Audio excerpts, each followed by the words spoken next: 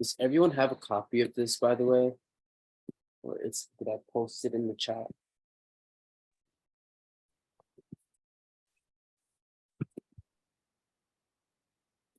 Let me do that now.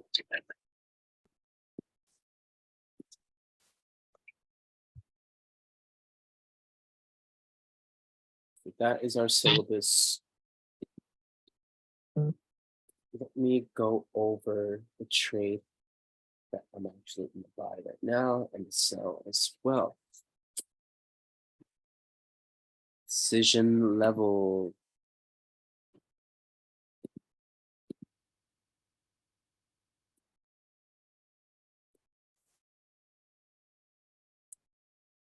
This is your decision level. We're going to go over that.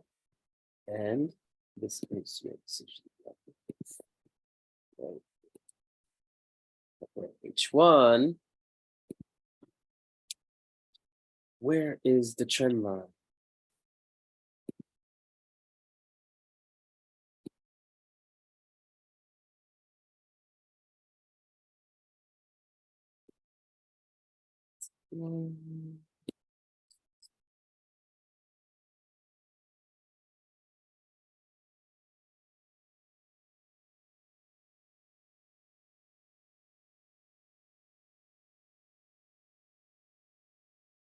Sell and buy.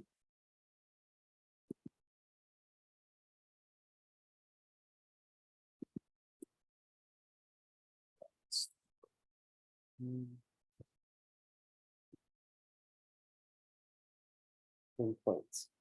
Okay, that's how simple I go. And you can see I didn't even go into the lower time frames. All right. So without further ado, let's get into it. Decision levels. Well, actually, let's do support and resistance first, and then we'll do decision levels. S and R. There's mainly four that we're going to focus on: is classic, HNS, open HNS, and breakout. I will give you guys a PDF that's going to give you the basic look of all this. Some of you guys who did the team mentorship, this is what you guys are using. When you start classifying decision levels, you are going to see them. So when you talk to yourself while you're doing the trading, like, oh, that's a classic SNR, and it's lining up with my DL, pretty much. Then gives you another confluence or simplification of what you're looking at. So classic SNR is basically just a top or a bottom. That's fresh level that has not been tested. Essentially, you have a level that was created and it was missed. You want to see the test from that level. Within this level, there's going to be a decision level that you will also take your trade from. Right? I guess a lot of the people who are coming from T's mentorship is, yeah, I'm good at identifying everything, but which one do I take? Right? I guess that's what most of you guys want to know. This guy's looking good. Okay. All right. So that is breakout. I'll do a couple examples.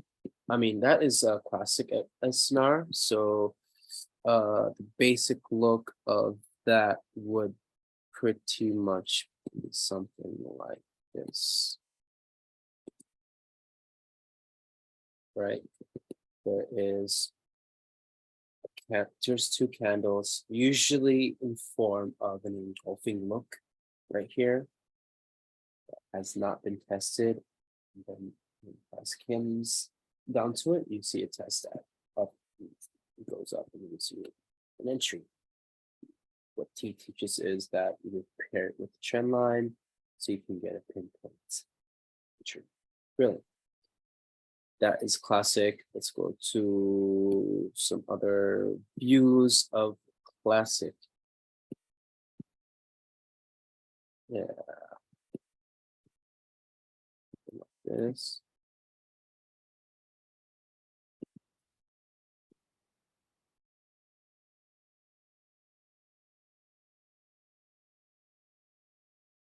Right, it's two candles of the opposite closure in form of an engulfing candle that was missed, and then it came back and flew.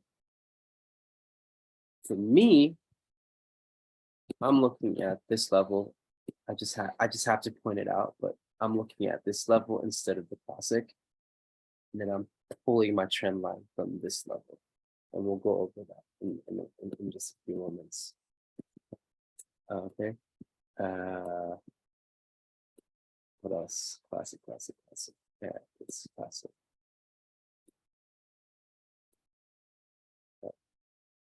None of these candles tested this level, came back up and tested it.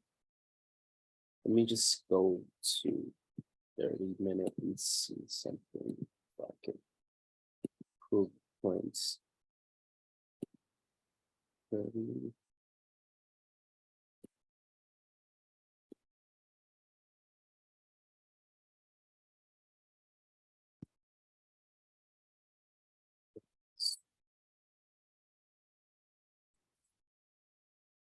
It's pretty much decision levels is pretty much open and close and engulfing levels at your SNR levels. All right. So yeah, we're gonna go over that in just a second. Okay. So we also have breakout.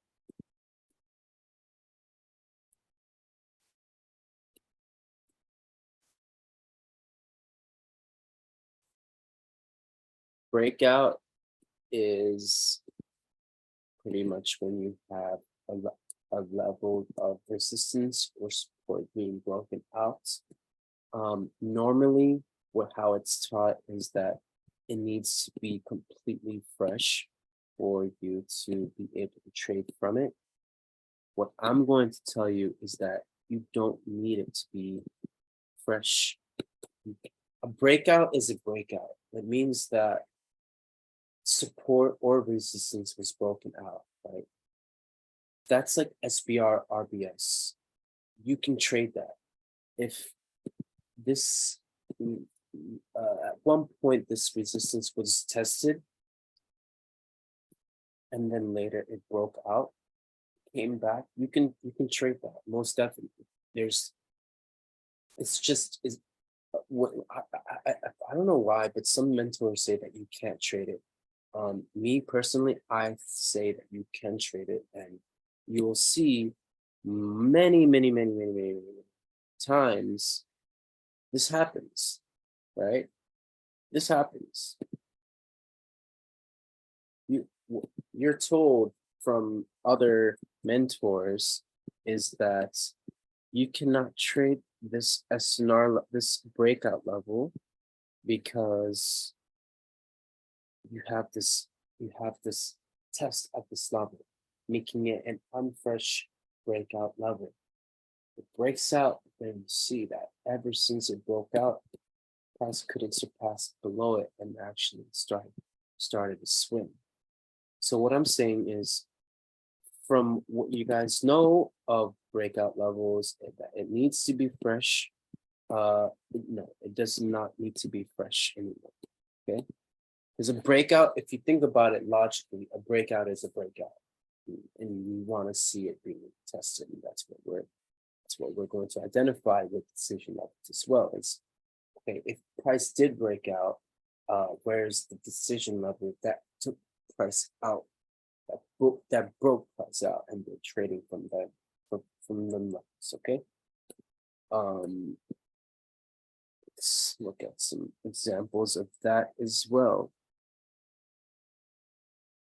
This is something. Let me go to each one.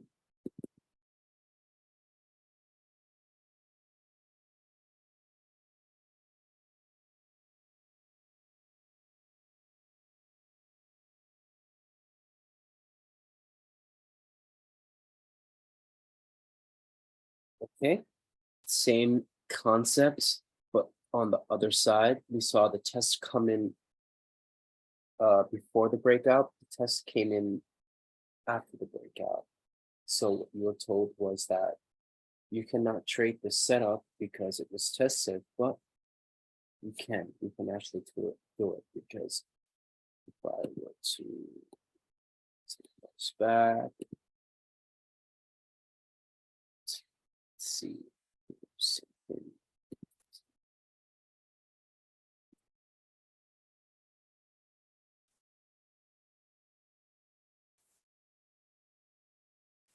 The decision level was right there, and then pinpoints. Pinpoint entry was right there.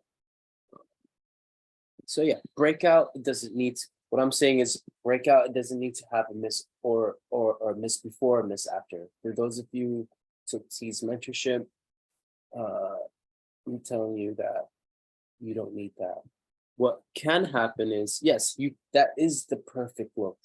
That this is the ideal. This is what we want to see happen in the perfect world. Price broke out my level, and I want to see a retest of it. That is the perfect breakout level, but that doesn't always happen. What happens is this happens sometimes, breaks out, and then get a retest, or the opposite way. Even both. It happens like this too. You can trade it, right? For sure. Back tested it enough, and you'll see that these levels are being respected at some degree. Maybe if this level was tested and then this level was tested, we can still classify that this is a breakout. The pullback is going to be a little bit deeper, right? Because now if you look at this wick most definitely tested the decision level here. So the pullback again is going to come back around there and then take back up. So that's breakout. We'll go over plenty of examples. We'll give you surface level stuff, and I'll give you the PDF of basic views of what we're looking at as well. HNS, this is Head and Shoulders. So there's two views that we have for Head and Shoulders, but they're both the same thing. This is more like the QML, the perfect ideal Head and Shoulders look that we want to see is price creates a shoulder level, creates a head, and then we want to see price break out. This is like a reversal pattern. You guys don't know what it is.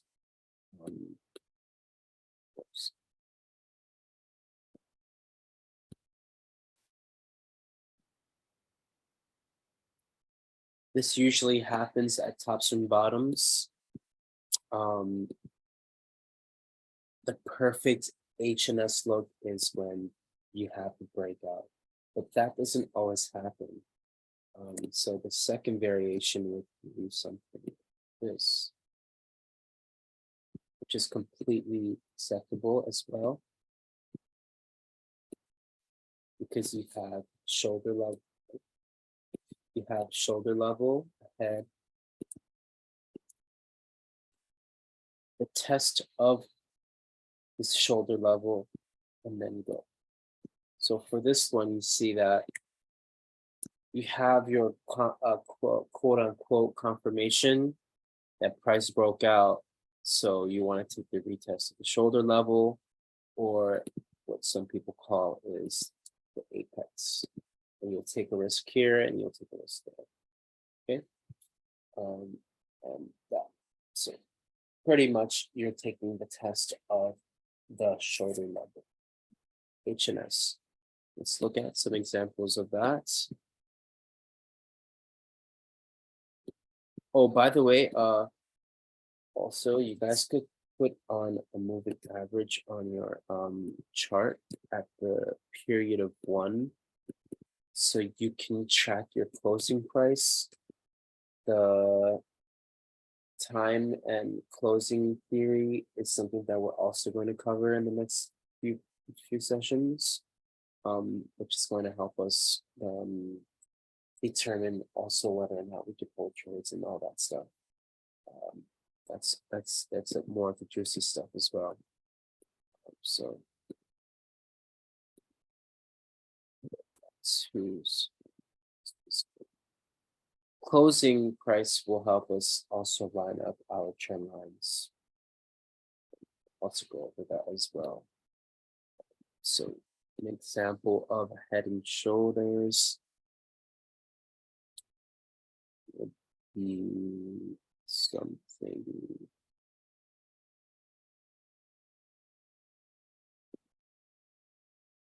like this.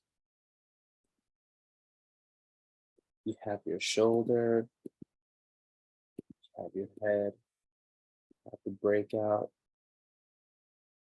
you have the test. So you can take the sell down, the trend line. Let's see, there's one. I'm just curious if this is the one. Yeah, so your entry would be up here. All right. Let's go over some more head and shoulders.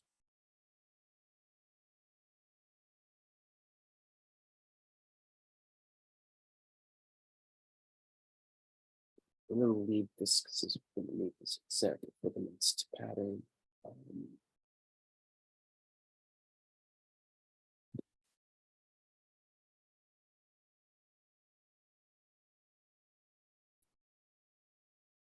Does anyone have any questions about the level so far?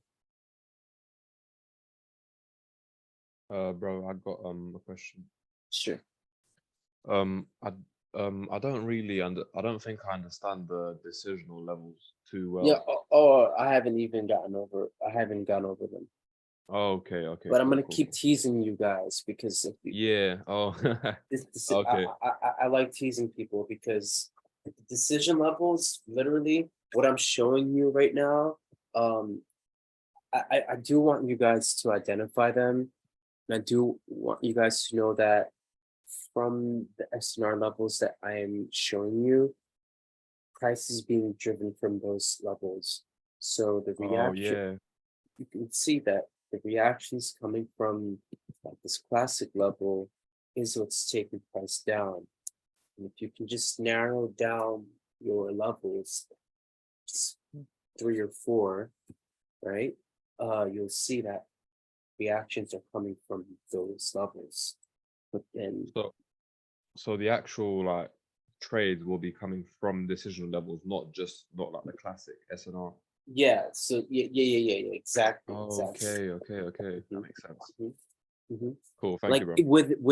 within this level right here, this trade, there is decision level that makes you, it gives you more of more information of where you can take the trade from.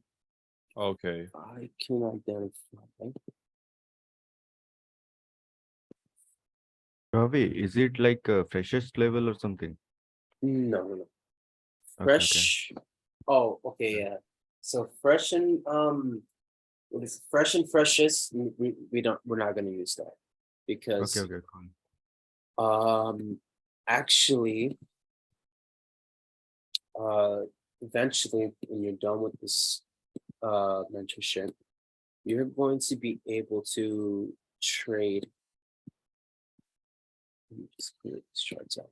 You're going to be able to take trades from levels like this, from levels like this, from levels like this, all with reasoning and logic.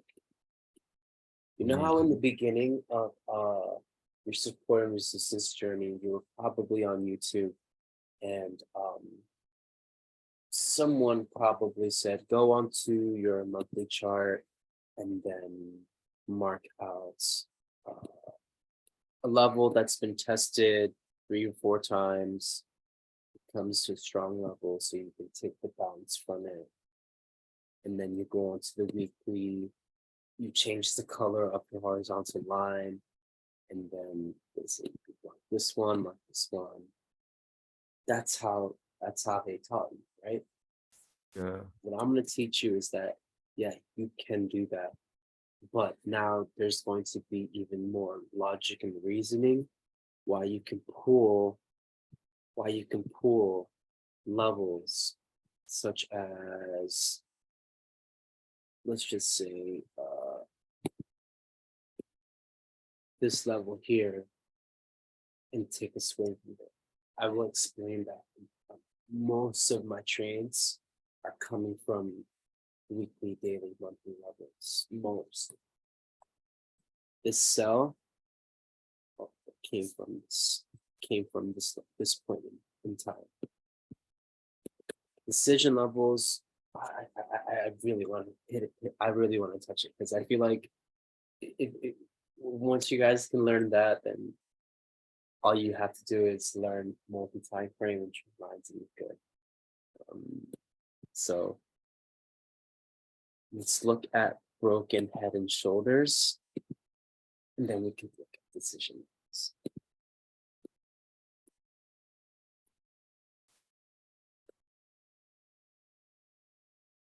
So yeah.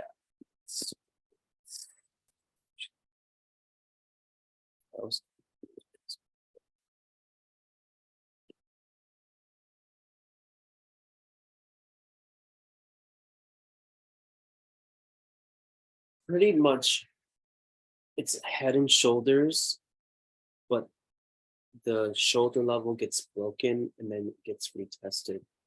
So traditionally, you want to see price respect this level.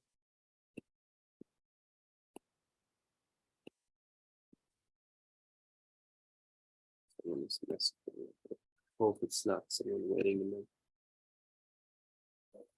Okay, never mind.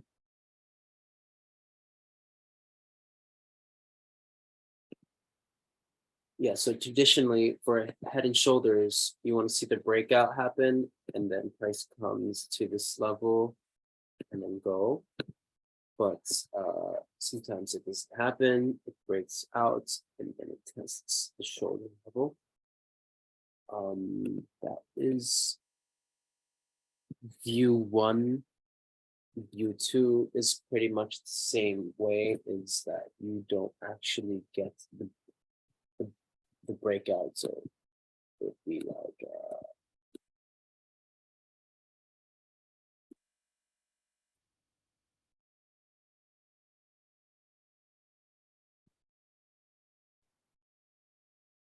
how you see this breakout happen here of this support, and then you get a retest of the shoulder level.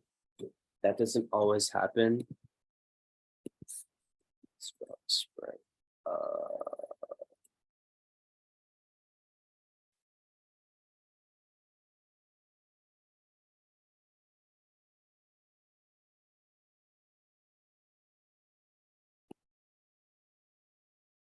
Still completely valid. So what happens is sometimes this is like a momentous play. Sometimes the prices have quote unquote the momentum to break out. So it needs to retest the level, then to break out. Still broken HNS.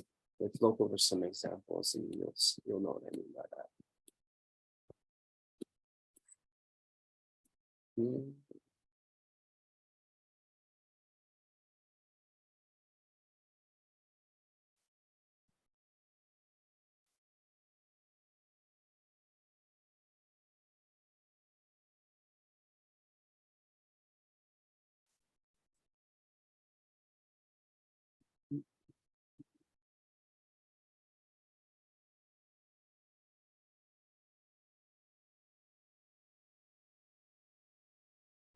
This.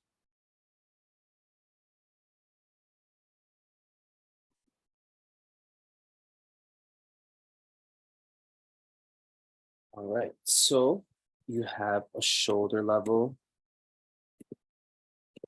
You have a head. Yeah, you could take this. You could take this buy up.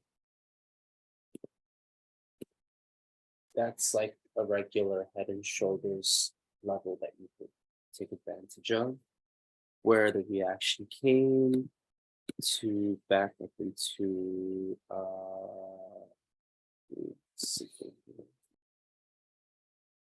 this weekly. So I can't really.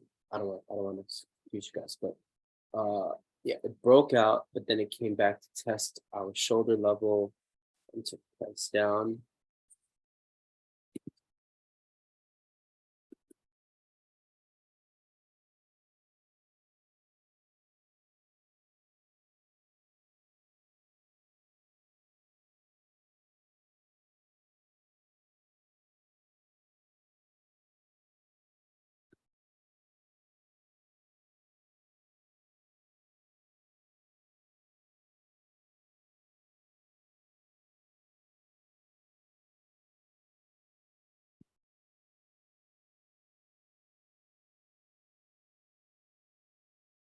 This is like a head and shoulders, shoulder, head, break down, and then the test of this level. And then decision level. Right. Broken head and shoulders.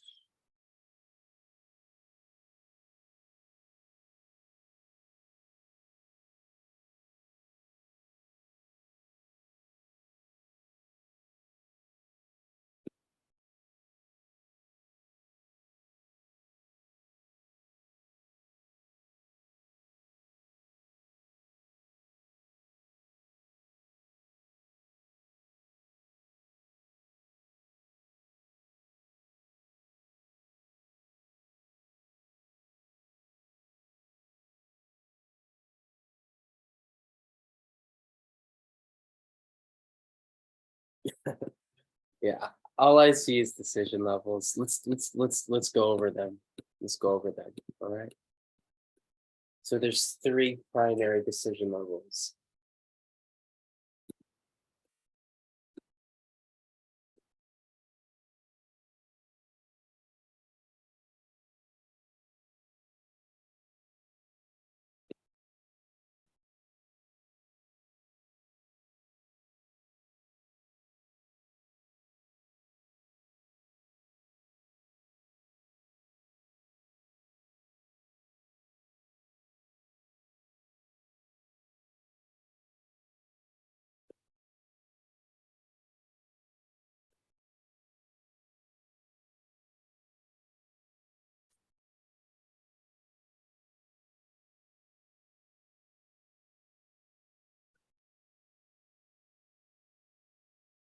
Don't share this to anyone because I'm gonna knock on your door with a knife. Okay.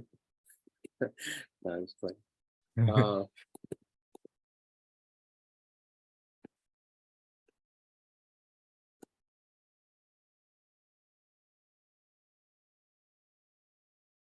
These gray boxes are candles, yeah? Just candles. Yeah, I'm gonna call them for you so then you'll know which one. Okay.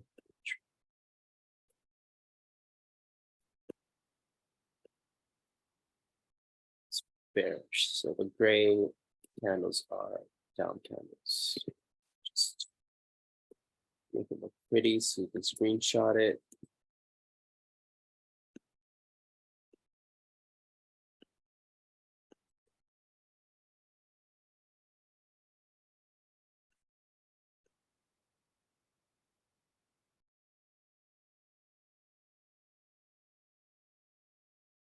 So pretty much decision levels are breakouts. You're gonna change your view of what an actual breakout is from here, from here on out, right? The fact that this candle over here closed above this closing candle, this closing price on the bearish candle, is enough to tell you that price just broke out. say this is a weekly decision level or engulfing level. This is what it is, an engulfing level. The fact that price broke out, when you switch over to multi-time frame, you're gonna see that there's structure here that's broken. We don't care about that. We just care that this is a decision level. This is a weekly candle. This is a weekly candle. And that level was broken. What you would have done is, if you're trying to trade from this level, you see that price is coming up into it. You want to take a trade from that level and take it down. But no, actually, it broke.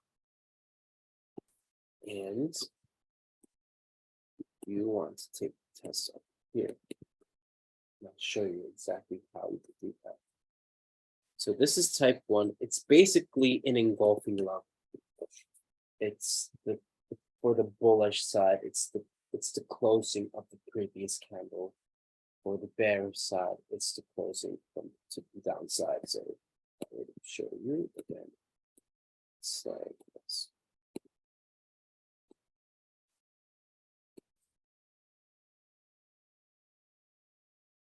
Now, when you can identify the decision level, then you could also multi-time frame stuff, and you'll find other decision levels within this.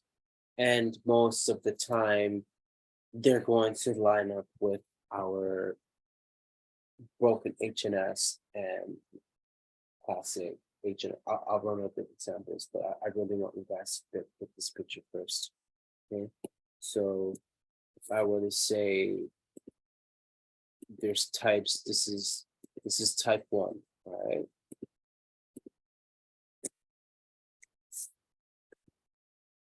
It's the regular basic engulfing look. Type 2 is pretty much when it takes multiple candles to engulf the previous colored closure. So this is a bullish big candle. Took 3 candles for it to finally close below. Your decision level is the last opening close that closed below the open of this bullish candle. Okay. So that is type 2.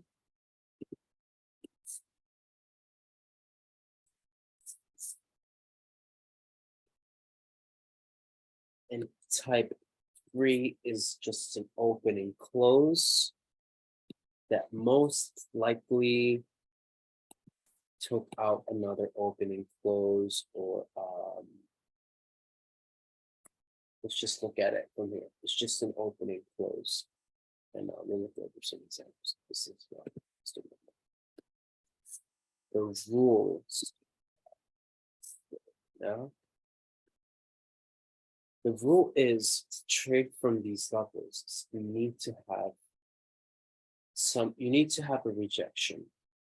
Okay, so if you're on, let's just say these are all weekly. Let's just say these are all weekly. Well, actually, no. Let's just say these are all daily, right? To trade this level to the upside, you want to see a rejection come from this level, come to this level. And then when it comes back into it, you can trade it. The rejection can also happen before the breakout. So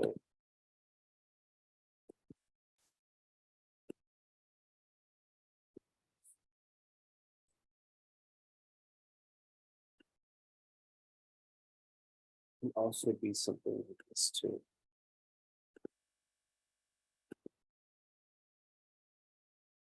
So if you guys remember, for those who did take the T mentorship, you guys know that with gaps, you need to take a retest, and then you can take it again. Am I right?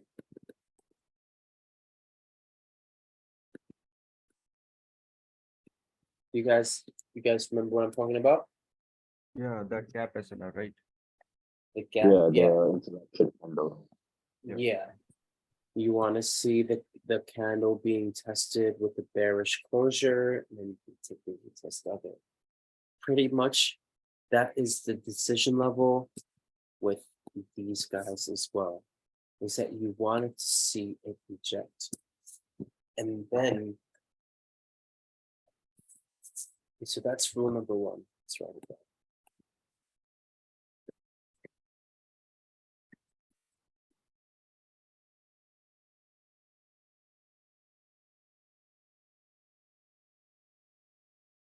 On the time frame that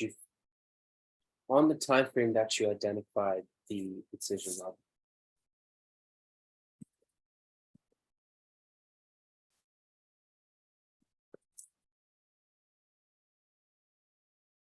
Meaning, if you found a daily engulfing level, you need to make sure that it has a rejection on that time frame. I will show you how you can get, if this rejection wasn't there, we're going to use multi-time frame. So then we can take the first rejection back up. Well, we'll go over that as well. But the general theory is that for you to be able to take this trade back up, you need a rejection at it. All right. So that's rule number one. Rule number two is that a decision level has to take out a previous decision level. Sounds confusing.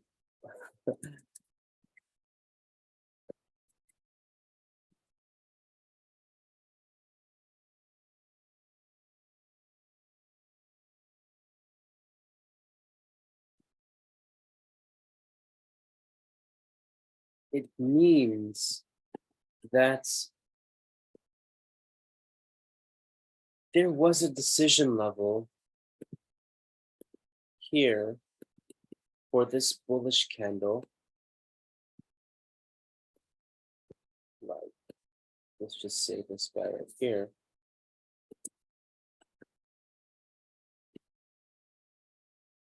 To take price up. There was something there, right? What you can see then is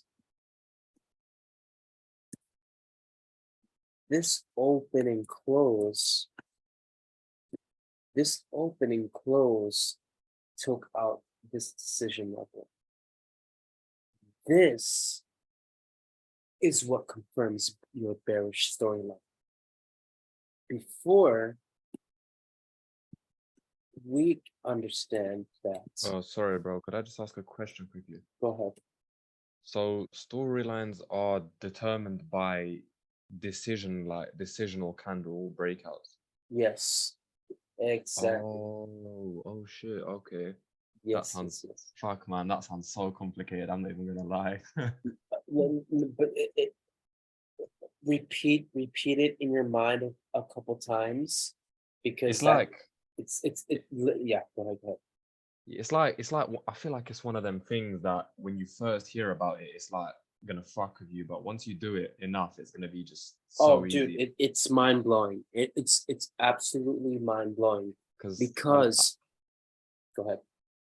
now you go, bro. I'll say it after. Yeah, because before what we know about most SNR mentors or just ideologies or the idea of a breakout is that we want to see this level being broken out to confirm the breakout. Yeah. But now we have an earlier sign of a breakout. So let's just say this happened. Okay. Let's just say we had break like that. Just the break of this level, but not the break of the Yeah. the classic SNR. That right there gives you signs of continuation to go down. So So then you would mark out this guy right here. Most people, let's say, oh, the price is coming down into this level. I'm going to buy. But the fact that you had the break of decision level that took the price up, you have an earlier sign of continuation to the downside. okay. Let me show you. I'll show you guys after I explain this. Type 3 is open and close. It's a very simple consecutive, 2 consecutive candles that took out a previous decision level. If I would draw it out, it'd be something like this. Bullish. So this and then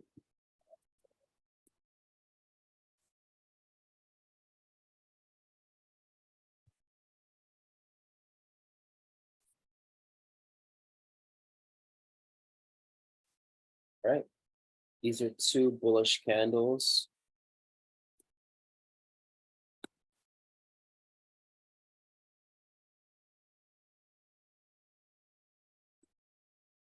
That's at one point price is bullish, and then the open and close broke out this level. And then what could happen is price can come back up, you retest this level and this level. So let's go like that, integrating. So the first rule is decision levels needs of rejection on the time frame that the decision level was identified. Rule number 2, decision level has to take out a previous decision level.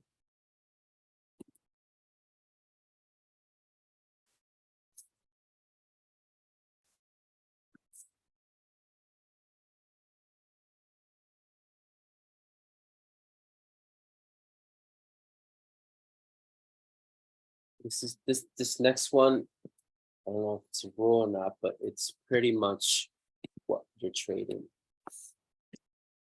It is the SBR RBS of decision levels.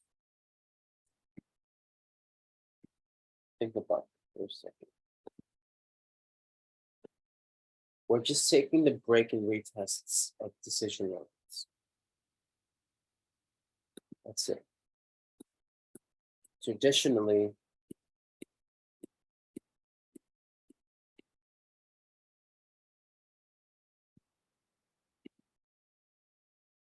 this is what you were taught.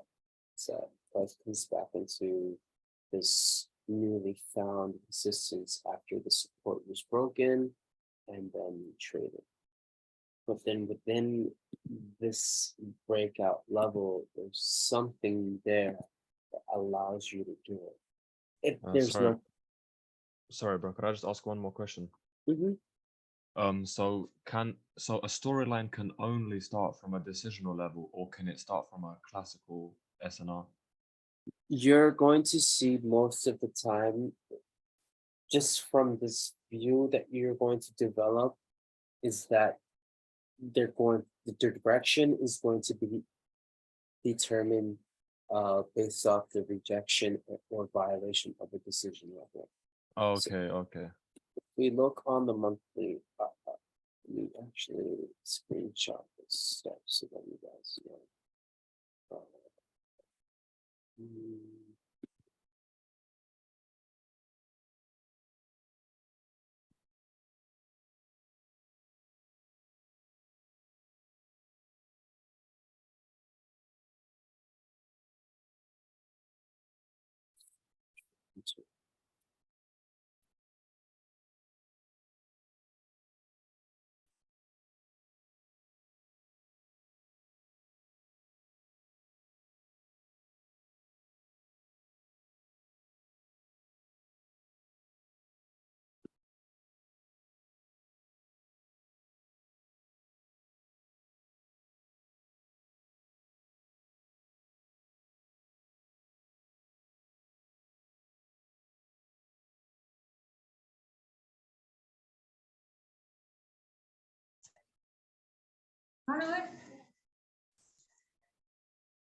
Yo, you guys that are just coming in, probably missed a few things, but session's being recorded, so have no worries.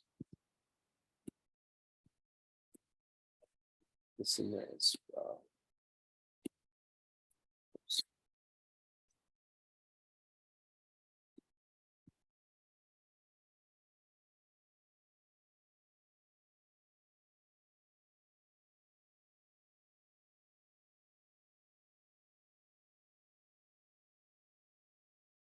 And for those of you who just came in, we're going over decision levels.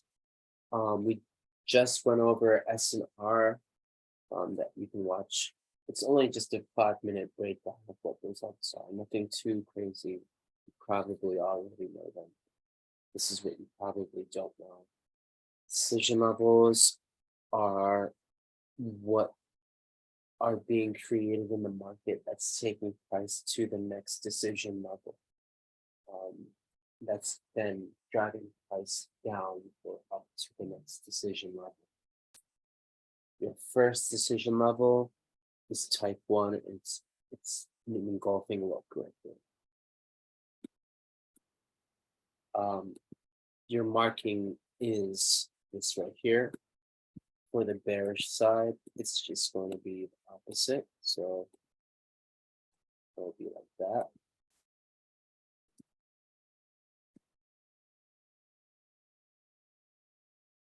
This is a bearish type 2 decision level. But if you need a visual representation, it would be a bearish candle, or it would be a bearish candle. And then it would take multiple bullish candles to engulf the closure of this one.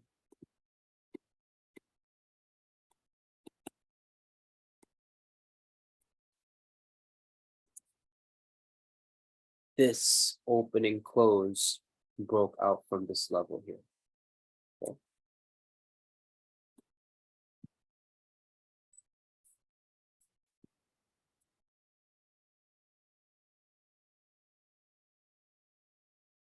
And then type 3, very basic.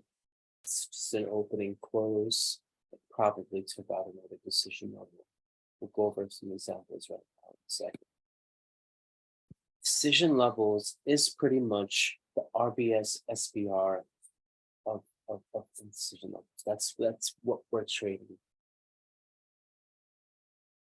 Try to, I guess, write it down a couple times, or however, but this is it right here. This is the true essence of this strategy. It's just the break and retest of decision levels. That's it.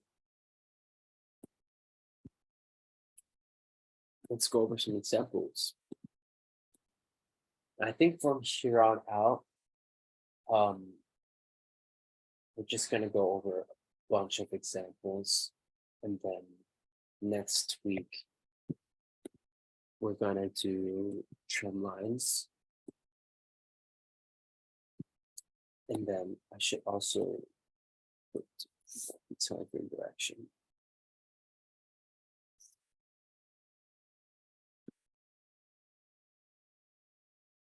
Multi-time frame direction. And that's it. That's it.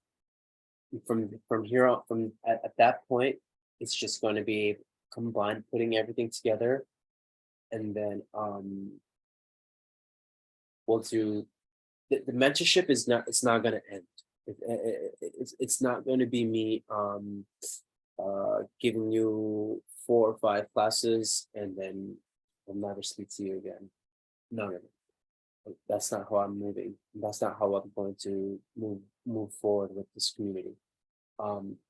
I just made the Discord, and at 1 o'clock today, or actually, yeah, pretty soon, I'm gonna hop on call with them and answer questions that they have. So, rest assured that I am not going anywhere. This stuff right here is literally all you'll need, but I'll be here to answer your questions.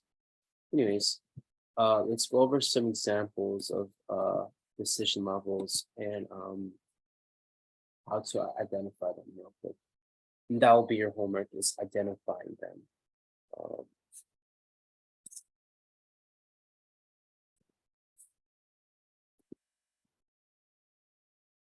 Okay, let's do. I'm gonna do a top down real quick of current market price. And then we go. Is anyone in any trades right now?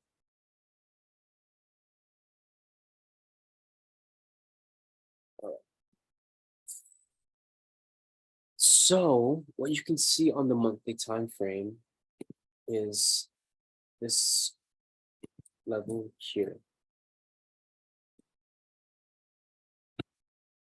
Can anyone tell me what type this is? And Type the type one? 1. Type 1. Yes, type 1. Type 1, Yeah. type 1. Exactly. Can anyone tell me what this one is? Is that type So 3? type 1. Step 2. This Type one right 1. here. This is also type 1. Right? Or bearish one. This is a bearish. Yeah, it is. Does the bearish candle not have to break the wick? Does the bearish candle have to break the wick? No, it's just the closing price. right here. Oh, okay. Yeah, we only care about closing price. The wicks, we're going to deal with trend lines. And, Oh, okay. Also, the wicks will give with multi-time frame analysis. There's decision levels within the wicks that we're going to also need to identify, because we don't take trades from them. But we like to identify them. So let's do this monthly. The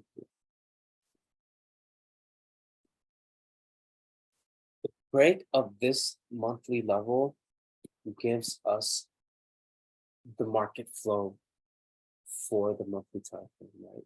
So market flow. Monthly.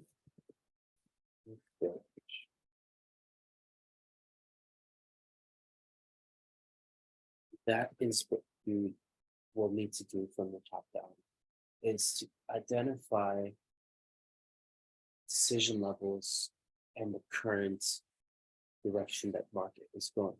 So what you can see, what I told you, is that you needed a break of a decision level or a rejection. And you need a rejection of a decision level for you to trade from. I'm in this sell right here. I'm trying to swing. I want to swing. I want to swing gold now to break down this classic SNR.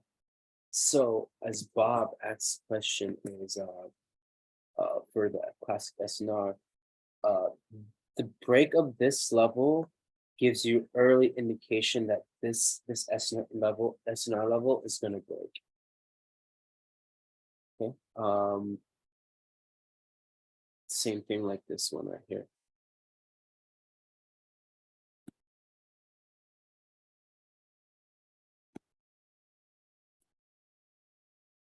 Do you see this type 1 level?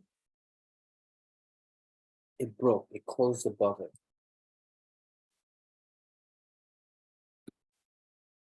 But it rejected it. Yeah, that happens. It happens. There's probably a decision level here that took price down, but what you can see is the decision level here broke out our bearish decision level, was respected. So what you can say from that is that if you're in a bearish market flow, so you have a break right here, bearish market flow would indicate that any push up is just a pull. That is the general theory, is that you have a break here. Any push up, yeah, it could be a sustained push up, of course, because this is monthly. It can go 1,000 pips, 2,000 pips, but it is just a pullback. You can swing this, no problem. We all did during this whole month. We took buys here, but we want to initiate swings to take this one down. For this one right here, your market flow is this is your decision level that took out our bearish decision level. There's this break right here. So then your market flow for monthly in this point in time would be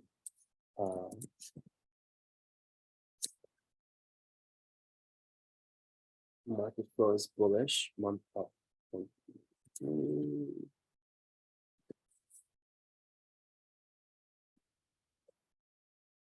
Monthly bullish.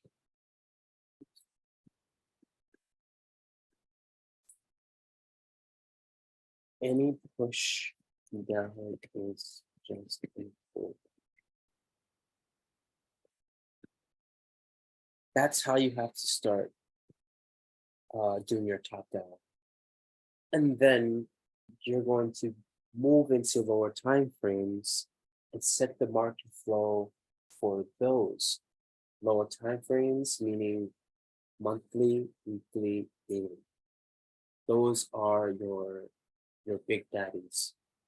You don't want to, yeah, we're gonna look at H4, H1, but to get your overall direction for the week and the day, you want to look at those things. So let's look at what happened here, this push up and how you could have gotten involved using decision levels. So at that moment in time, you can say that, yeah, monthly is bearish, but weekly, we have to look at weekly and see what weekly is telling us.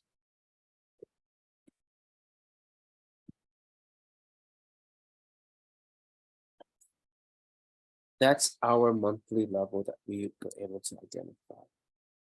It was broken. If you look on the weekly time frame, there's also a weekly decision level that was broken. So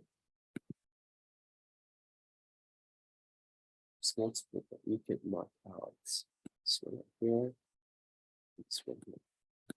It doesn't matter, but when you did that, you can see that you can actually take this one out and then see that this level was the one being respected. So your refinement, quote unquote, is this right here. Check this out. You have the break, you have the weekly break of a monthly level. If the weekly cannot go, if the weekly cannot go any lower, then that also gives you market flow for weekly to become bullish, right? So what happened? What happened?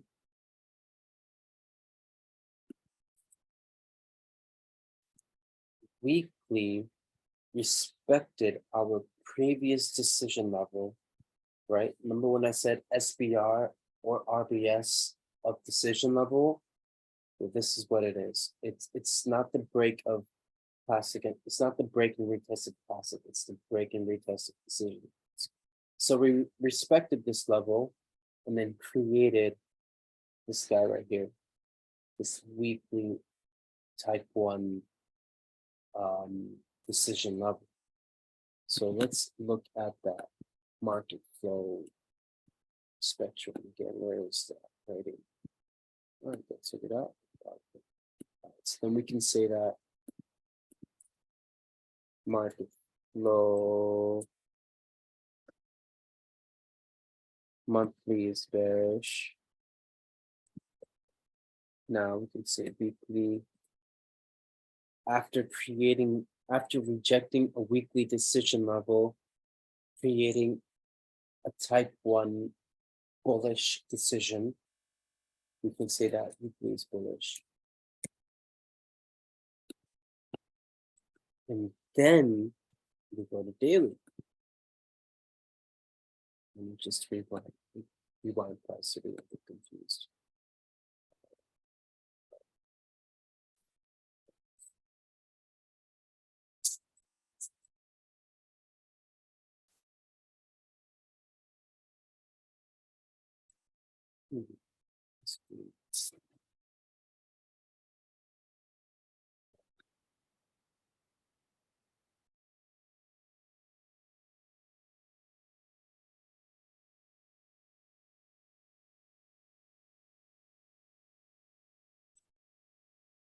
One second.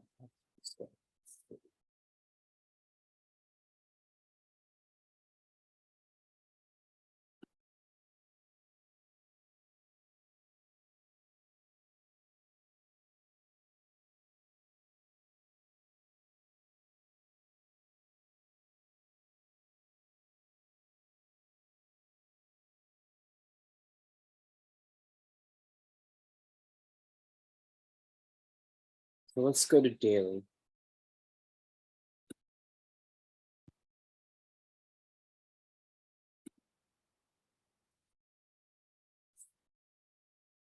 This is our weekly decision level.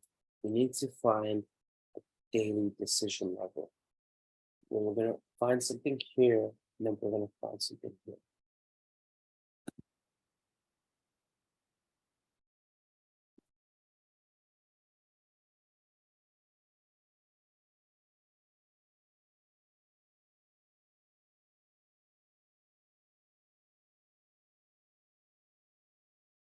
I'll go over this. I'll go over this another time. This is a decision level. It's a little bit more advanced, but it's a decision level. As you can see, this opening close. Remember when I told you pick when you first started, pick 3 or 4 on the monthly, weekly, daily, and then trade your bounces from them? Well, the logic behind it, I will explain it in next class. This is your daily decision level. It's broken out, expected, and then expected again. But from here, you can see that your daily decision level to take price up and then break a daily bearish decision level was right here.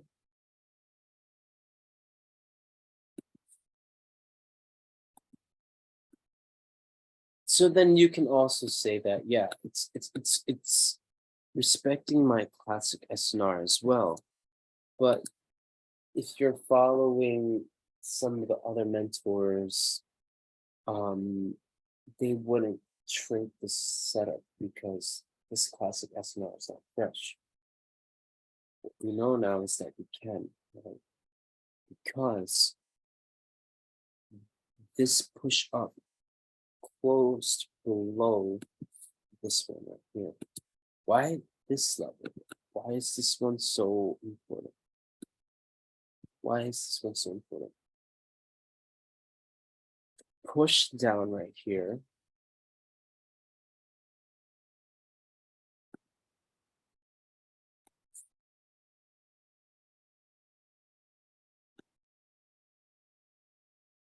Let's make sure it's not.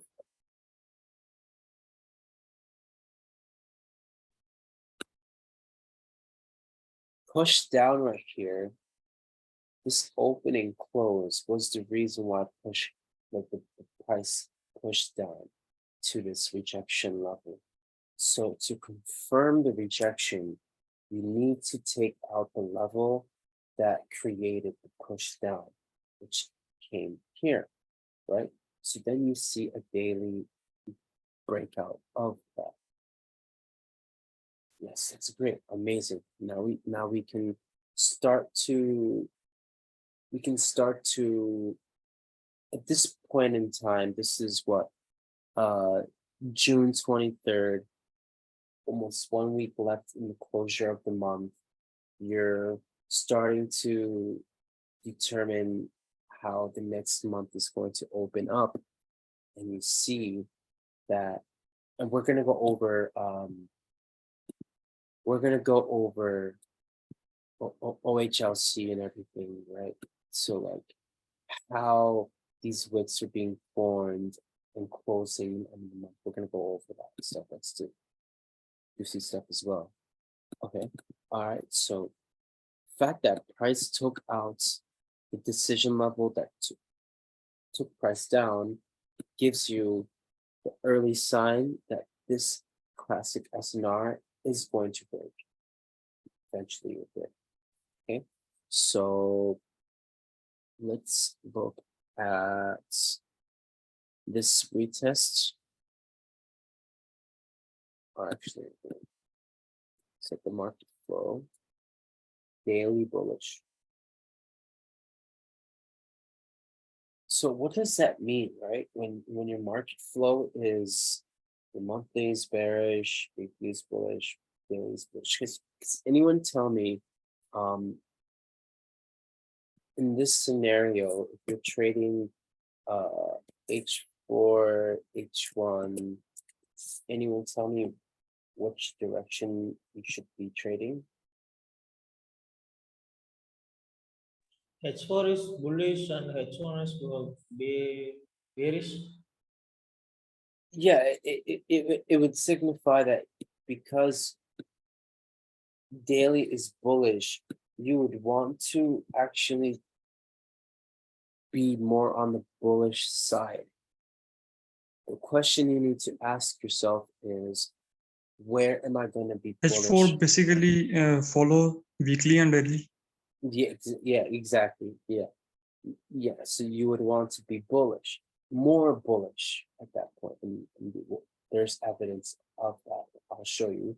But I think that we have to trade H4 bullish and H1 pullbacks on H1.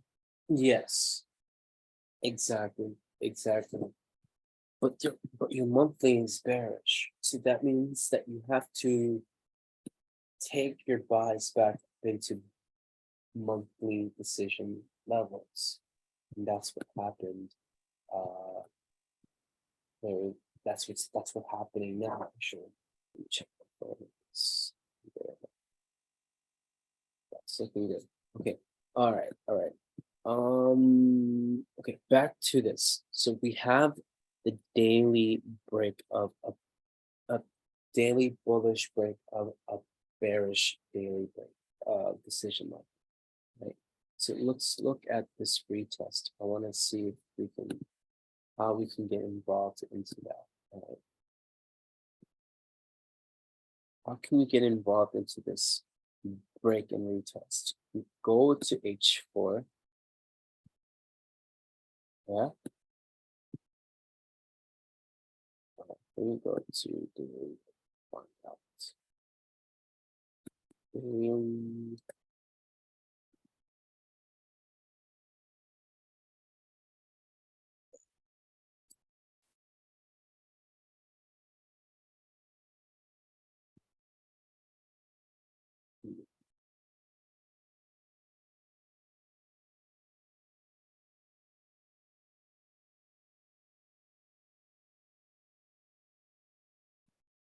Let's go to H4.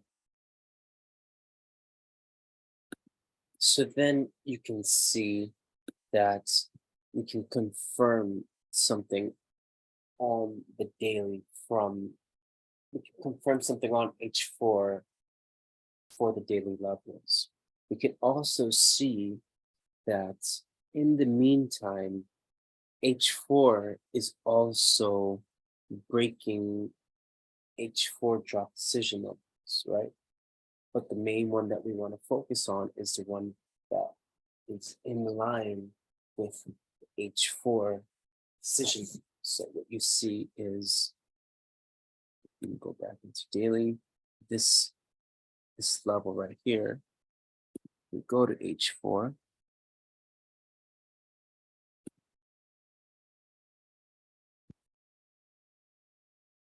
That was your H4 decision level. where is your H4 decision level that took out that decision level? It's right here.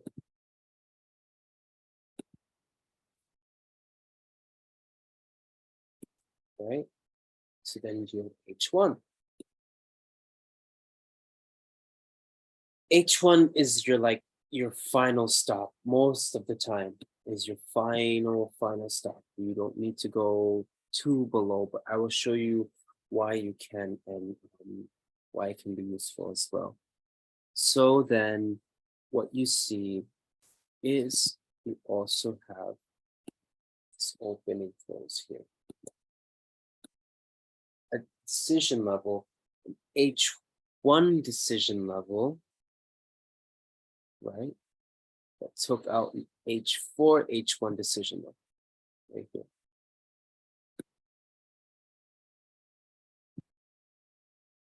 Let's look at that very, very closely because this is what really matters. We already determined that this is our daily, so we want to find. I'm going to show you guys something else after I explain this logic right here. We want to find the H4, H1 decision levels. This H1 decision level took price down, took the daily price action down. So what you saw was this open and close took out this level. So this one is important. It means that it's going to hold your support. So you see that it's going to hold that support. So let's look at this movement. Let's go to see. It's a daily breakout. And what did I tell you was that the market flow daily is bullish. So any drop is that's how you have to set your market flow so you don't get confused. So yeah, we have a daily breakout. Any pullback is not a swing trade down, it's just for a retest, right? So let's go back to H1. And we already established that this open and close took out this decision level, so we have to be bullish. Any drop, it's just a pullback. When that happens, yeah, it can take a couple days for price to come back down into your the decision level. What is this? This is Friday. I love this slide here. I love it. Friday ended. This happened on Friday. Okay, this is good. So Friday started coming down.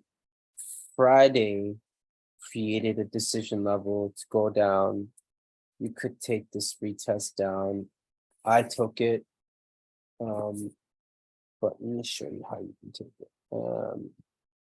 This like search.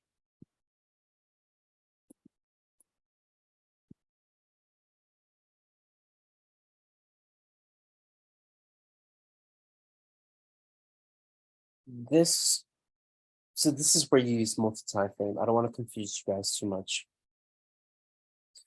This is a decision level that was created on H1.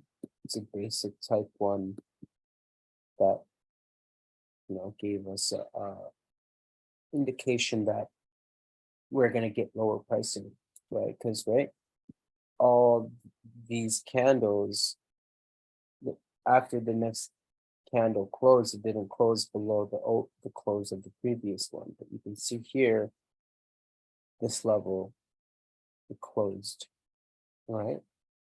So then you would tell yourself that any push up is just a pullback. Now let's look at what happened here on a long time frame.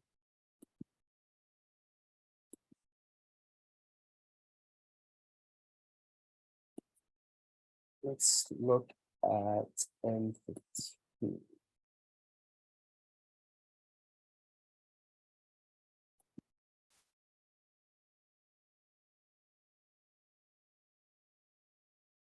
Remember when I told you it's just SBR RBS of decision levels?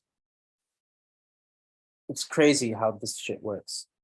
But you can see that this is a M15 decision level that took price up into our, what is this? What is that? Daily? Oh, weekly. Okay, okay. All right.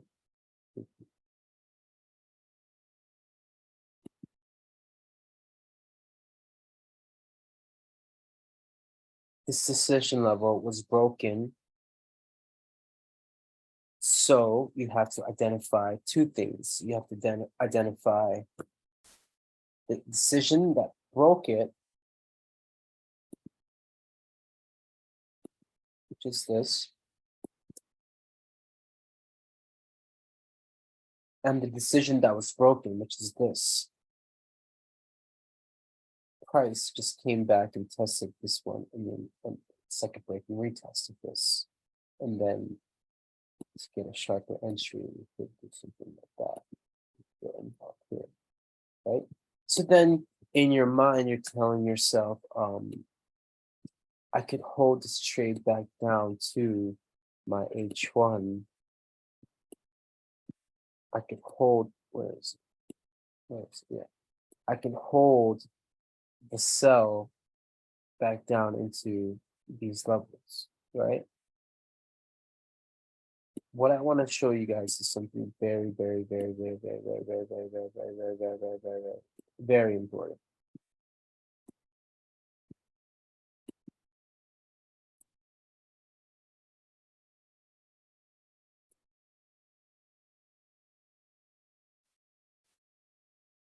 Okay, this is bullish candle. This is a bearish candle.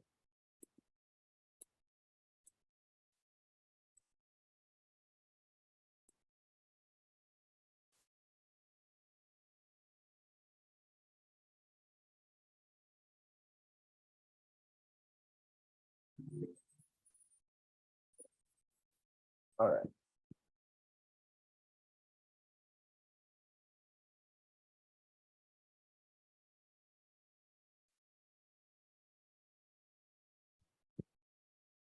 So we want to see OHLC, the concept of open, high, low, and close.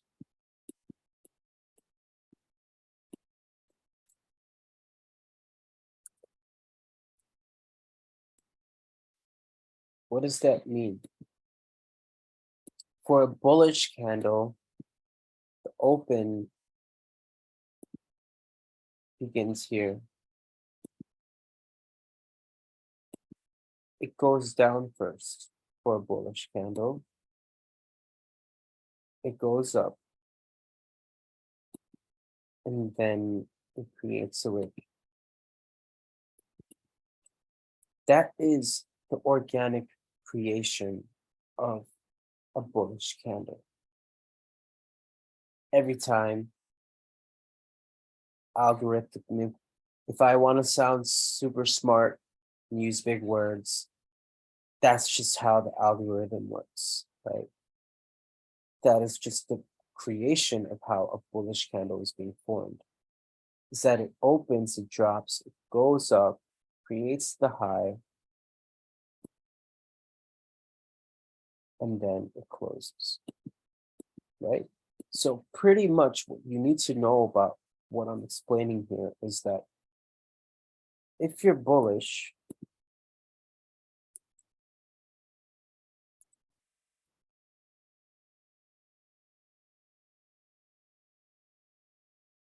price needs to go down first. That's right. It's all you need to know for open, high, and low, and close for now. Same thing with the bearish side. it opens here, creates the high, creates the low, and then it closes. So what can we determine from this point? We can say that if you're bearish, price needs to go up first. All right. Check this out.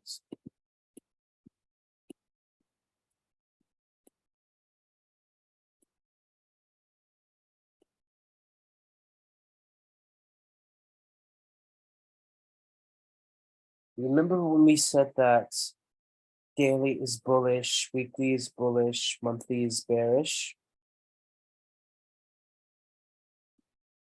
Right? Yeah. Okay. So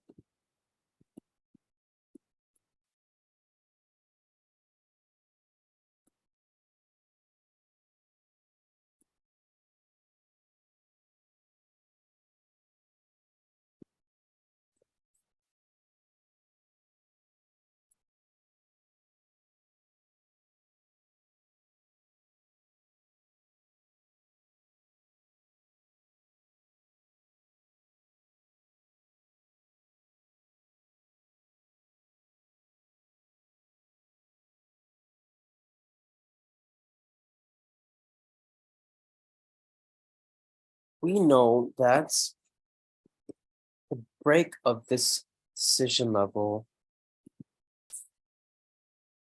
gives us a confirmation that we are going to be bullish, right? This happened on Friday. This breakout happened on a Friday, meaning that sets the market flow for the next week, being that daily just broke out daily decision level that took price down into, let's just say this S9. Actually, let's see if there's a weekly level.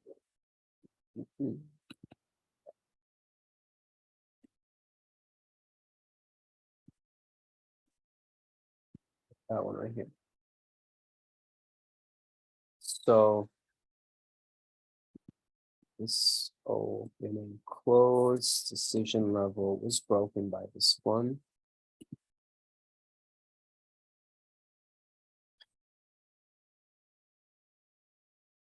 It's weekly, weekly, daily. Daily broke this decision level. Which one was it? It was this. So when you, if means that if you're bullish, price needs to go down first, right? So we had this bullish breakout in a bigger time frame. This is how this candle is looking like.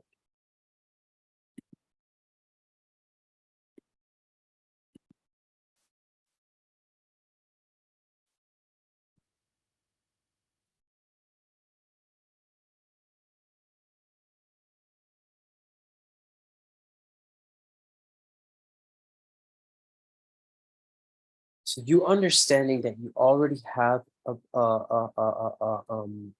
you already have a bullish breakout. Your understanding should be that any drop is just a pullback. The pullback to create the wick of the higher time frame. So if I were to go to weekly, that's exactly what just happened, right? The week opened up right here.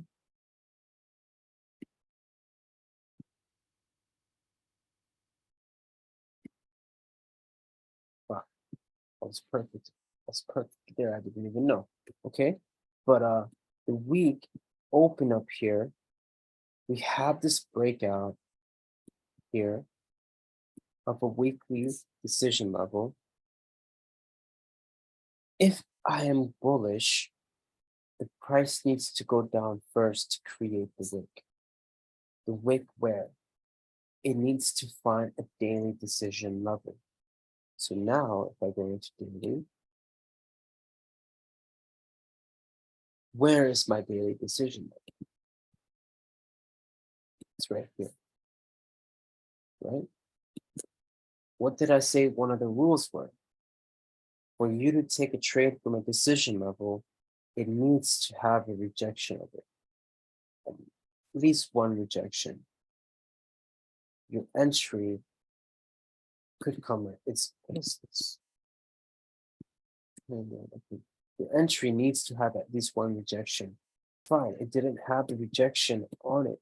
On the daily, go into page 4, you have a rejection of it. Right here. And then you can take this buy out. See, let's turn it on.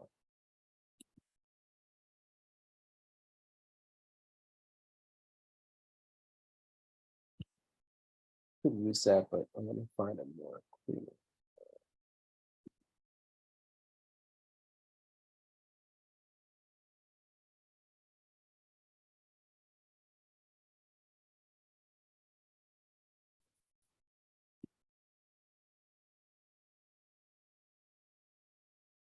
Something like that.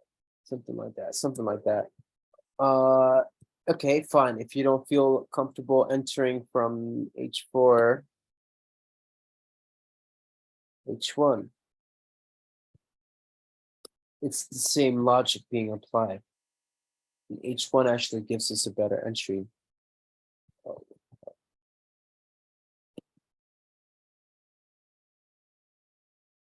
H1 gives us another type 1 level. It gets some type of reaction from, but it already has a rejection here, so you can take that. What time was this? This was 8 o'clock, right? This is an 8 o'clock candle. What happens usually around 8 o'clock New York time or 8:30 New York time? The market starts to release news. So if the candle closes here at a decision level, that gives you even more information that the bullishness is going to begin to come.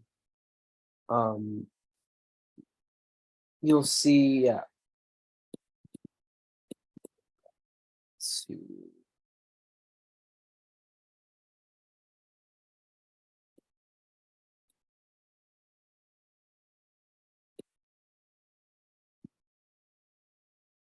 Let me see. I'm trying to look for an SNR level as well that you guys can use as an as a what is it as a confluence. Oh yeah, right here.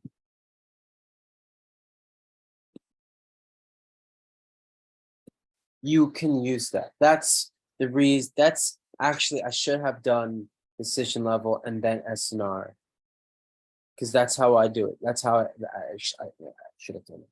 But that's how you do it. You find the decision level first, and your SNR comes in after you find a decision level, and then you can take the trend line that crosses below these levels to get those type entries. Is there something? I think there was actually. I remember taking this trade. Where is it?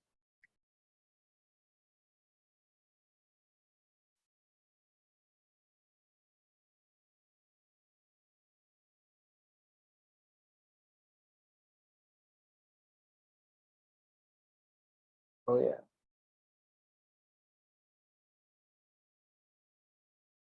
Just like that. you can take it, you can start layering your orders anywhere around here. Let's look at some more decision levels writing up this price, because that's how, if you look at my entries, that's how I'm stacking my orders, because I'm just, after I set my market flow, after my daily H4 are in a line, I see that if there's any pullback, I'm just looking for decision levels where I can enter again. Okay. So then you can see, Sorry, bro. Just one thing. go ahead. Are you wanting, like, do you look at, because you just said when daily and 4 hour are aligned, but are you looking at like 4 hour storyline as well? Oh yes, so the thing is, we're gonna do like really, we're gonna do time.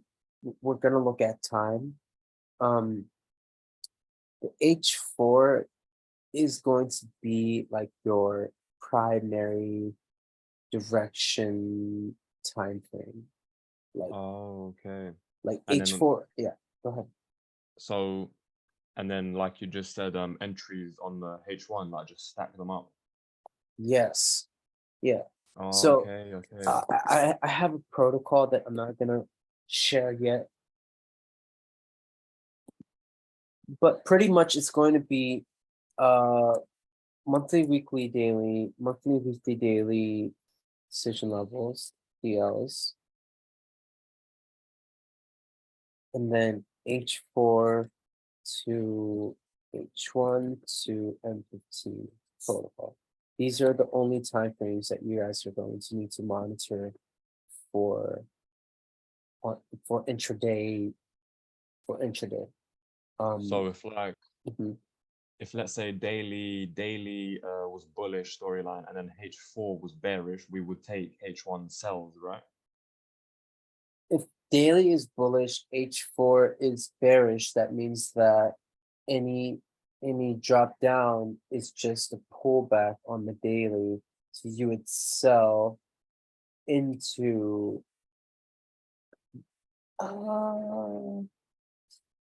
yeah, some mentors teach it that way. I always found that a little bit confusing to me to put that logic into words, because I know what you mean. I've learned that before. I don't really use it that way actually. Uh, like or you could say like if monthly is bearish, H4 is bullish. If monthly, excuse me, if monthly is bearish, daily is bullish, then that means H4 would be bearish. I never really was able to put that into context, but if daily is bullish and H4 is selling, that means that you would have to continue selling into H4 daily levels of support to continue buying up. So Okay. the same example, what happened here, right, on the monthly time frame, is that we were bearish on the monthly time frame. The weekly and daily became bullish.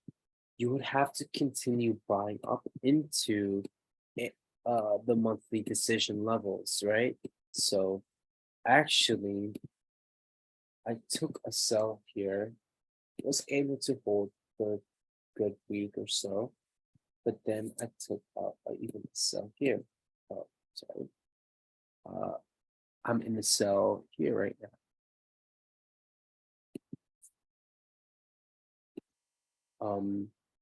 Let's see. Break that down as well. Let's make sure it's right. Yeah.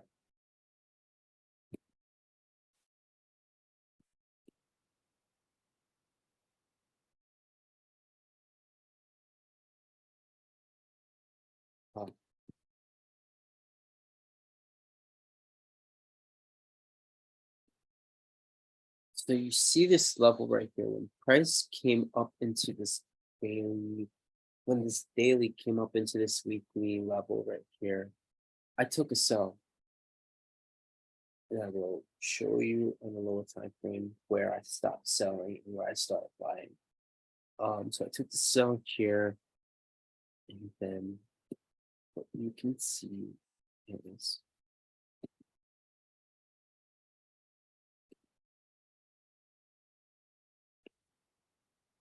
that right there. This is a confirmed decision level.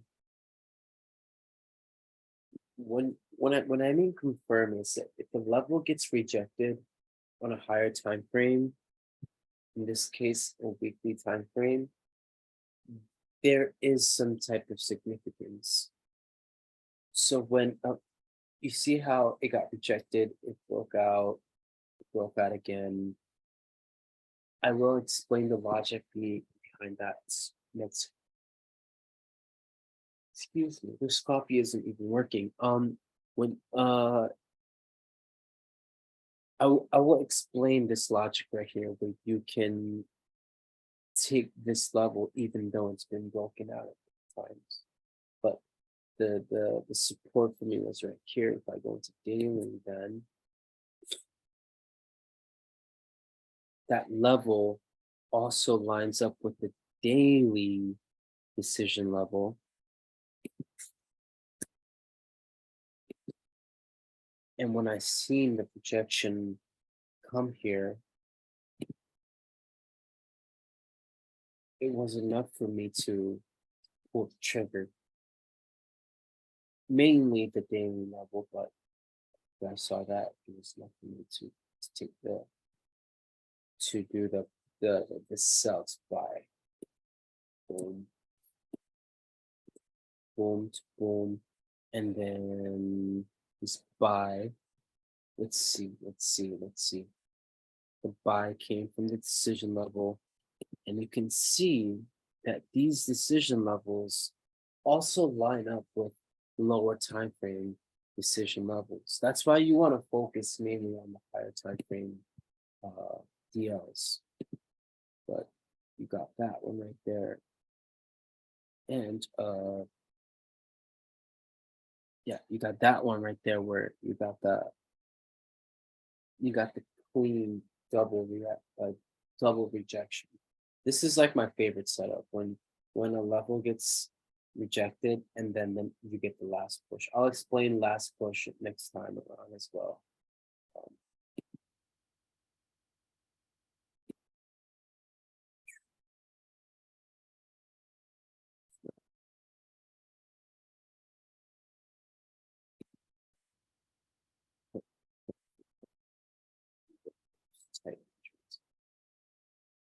Risk management, and I have 3 risk management plans, one for compounding, one for pop firms, and then one for just and one for swinging as well.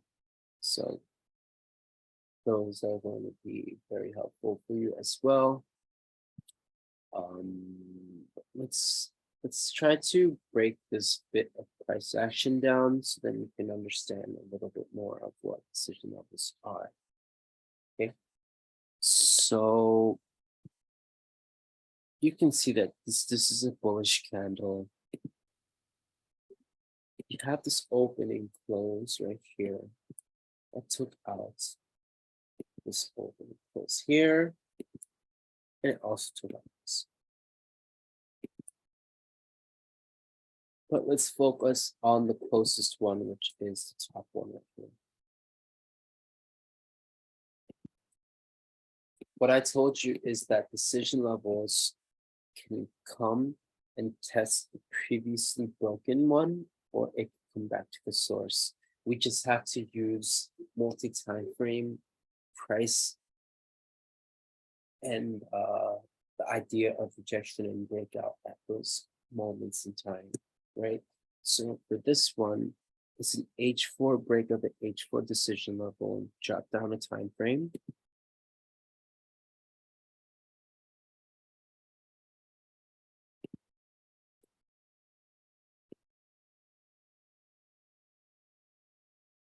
And then you can see that that level, this decision level has multiple rejections and is broken out, and you can take this quick retest. Not a problem. Backtest this enough times, and you'll see that you will always get a rejection, a reaction from these types of levels. Always. Now, I'm saying this with like a lot of integrity. So I trade these setups every day. And then your trend line is right there. You take the century down. The usage of trend lines, the logic of trend lines, and the ones that we use also have a story behind them. And I'll show you when to use which trend line. It's all defined, so all coming to. So you could take that cell down. Let's go to H4 again.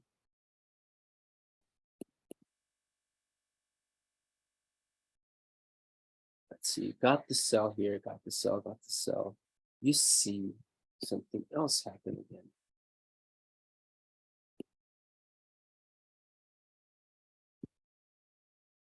A decision level being broken. Breakout. But why? But why this one? Why is this so important? Why does the break of this decision level mean anything for the why? But why? Because this guy right there push price over to the left.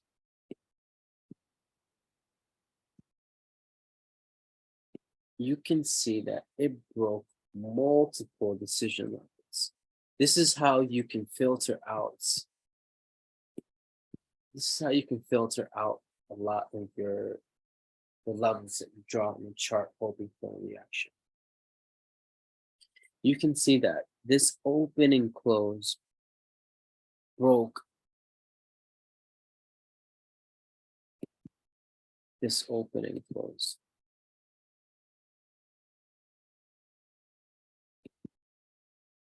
Why is this open and close so important? Right? Because this open and close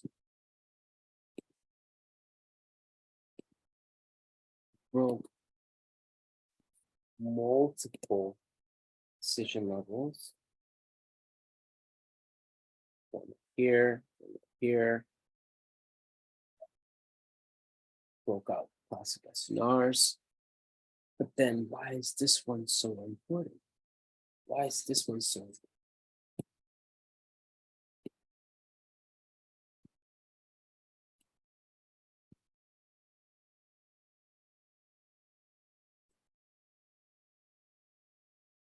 Because this open and close broke this one.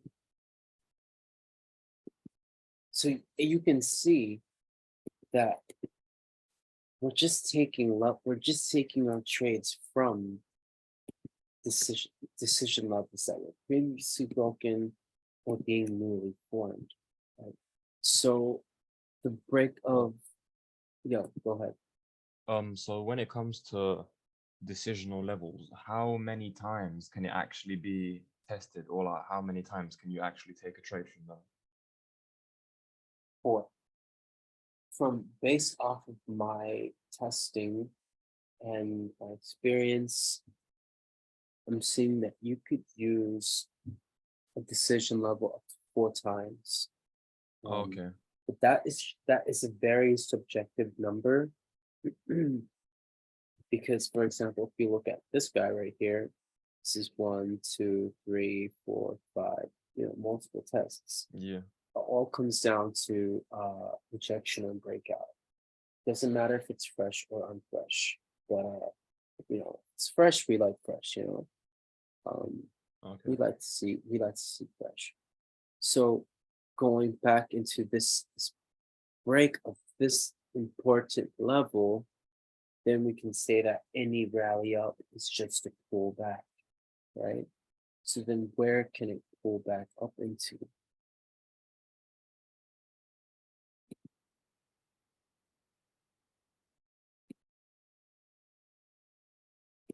There, to H1.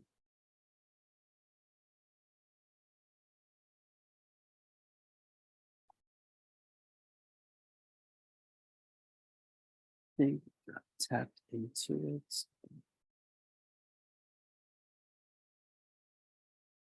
Let's see.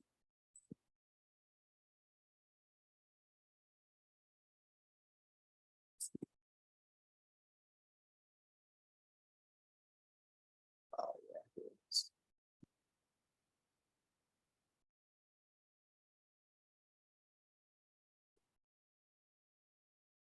I'll show you MTF and when to use lower time frames. This happens.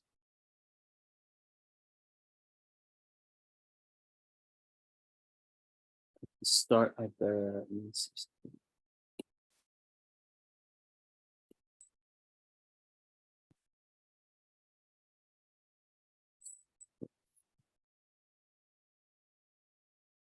Yeah. M15, most of the time you're going to use it at the start of the hour. So you can track how the candle is how the candle's opening. If you're bearish, the market needs to open up, push up.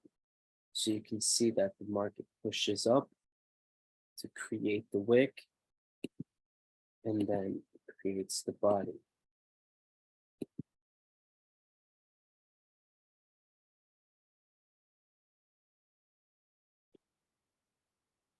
It's created the wick up here, and then it creates the body. Let me show you some more evidence of that.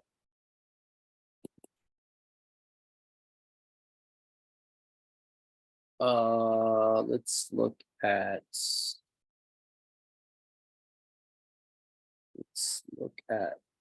this candle for a second. I don't know. Let's check it out.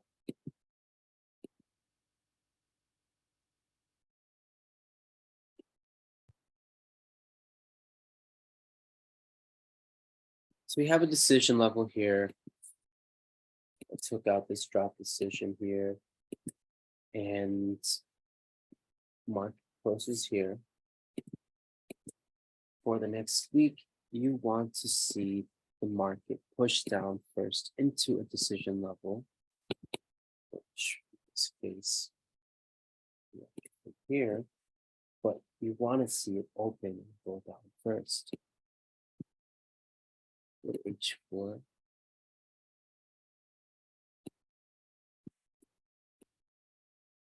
What happened?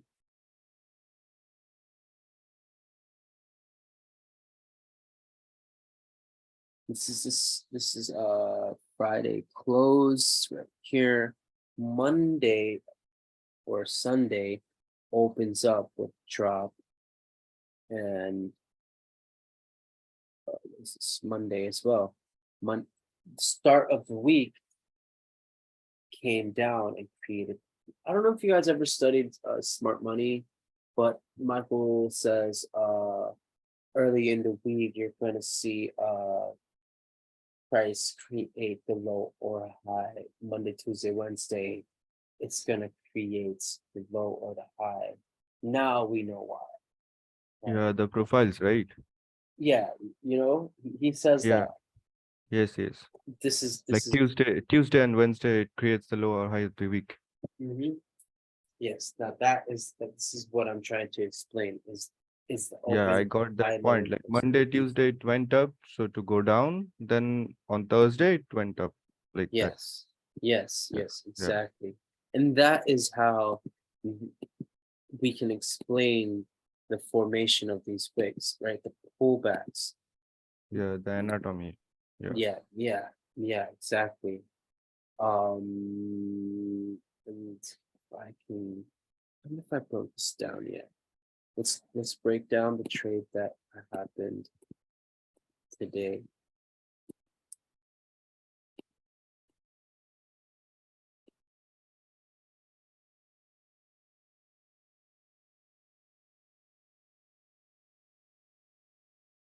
There was a buy and there was a sell.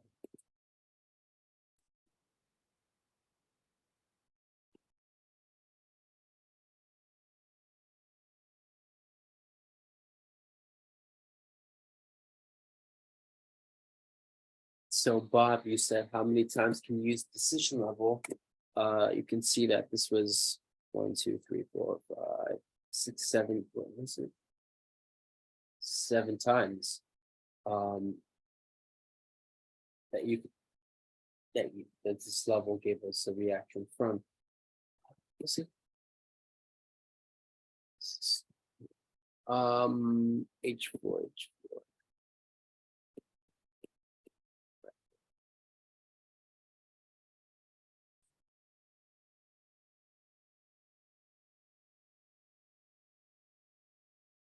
So this decision level, why this one? Because it took out this one right here.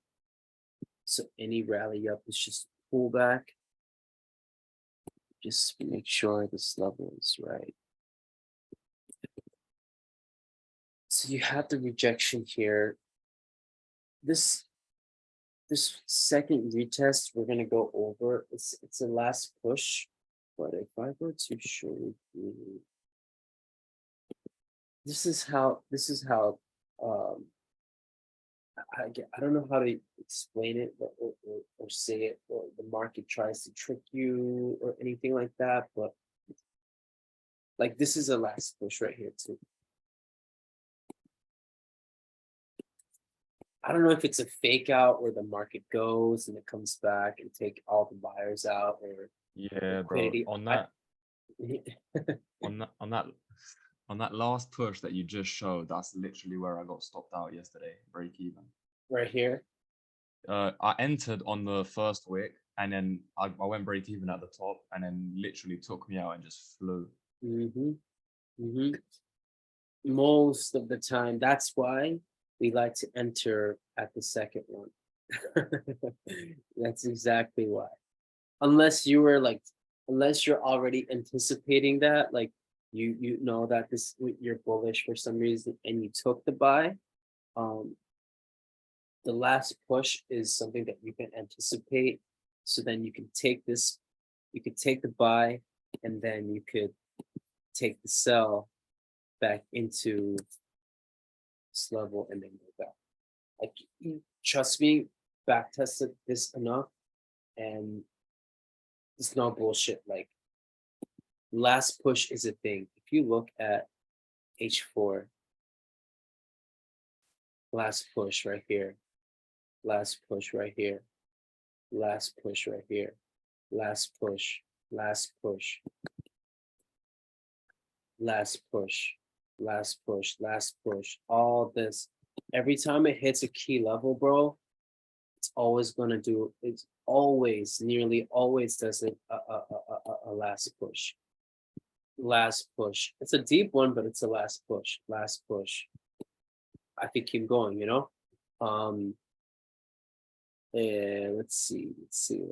Last push. That's why we like to enter at. When I say we look for the rejection at the decision level, we enter at the last push. And usually the last push entry is coming in from a trend line. So for this one,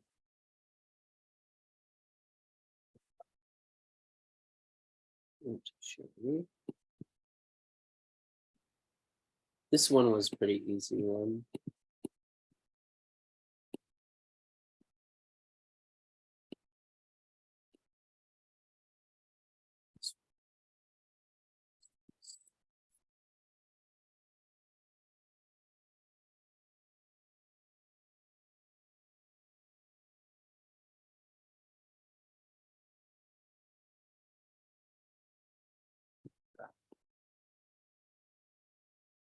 Oh, I think, yeah, 2 minutes.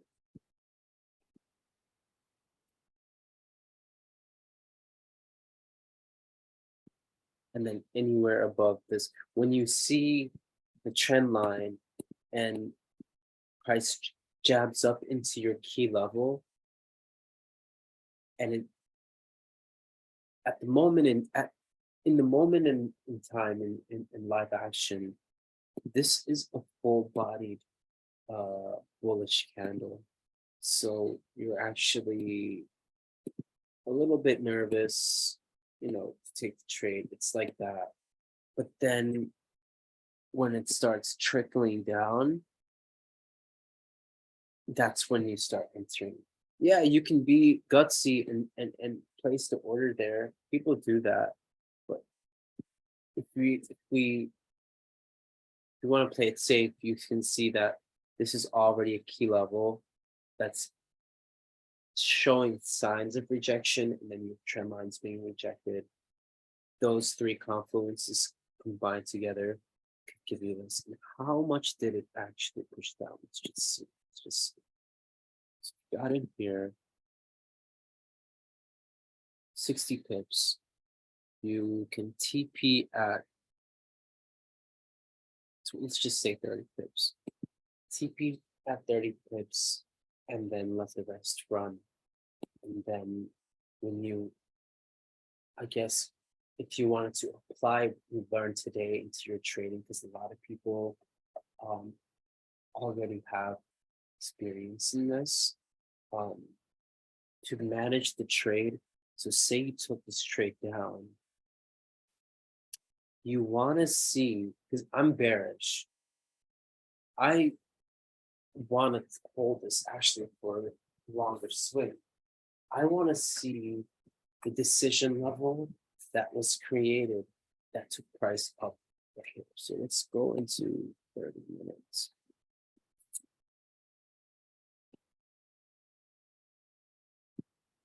And that happened for me on the 30-minute time frame.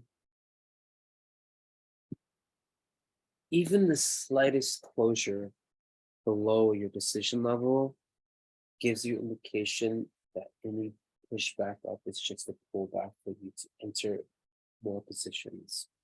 Why is this a decision level that is significant in this time frame? Because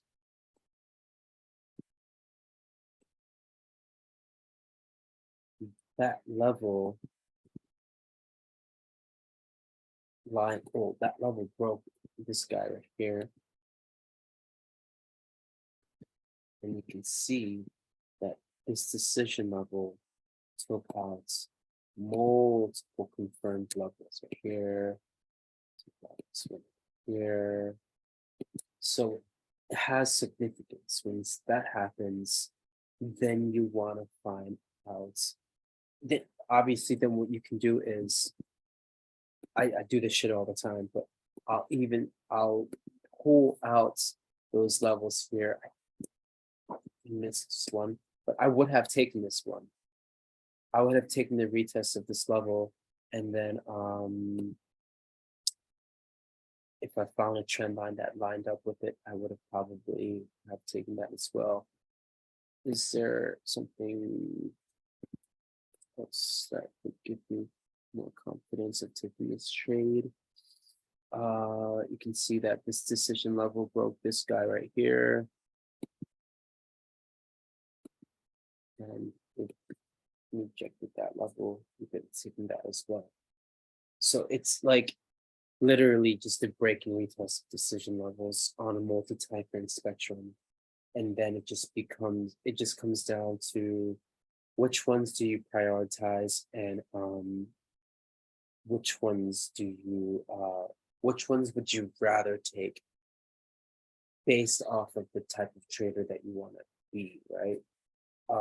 Let's see this. If you were to take this trade, 20 pip drop right here, that would have been it for you, right? You could have taken that trade and be done here and there, whatever. Just put a bunch of size, put 3-4% on it. Once you reach 20%, 20 pips, you just did some damage, good damage on your account. Me, I'd rather look for positions that pull back a little bit deeper into more higher time frame areas of but that doesn't always happen. So you have to be flexible. Let's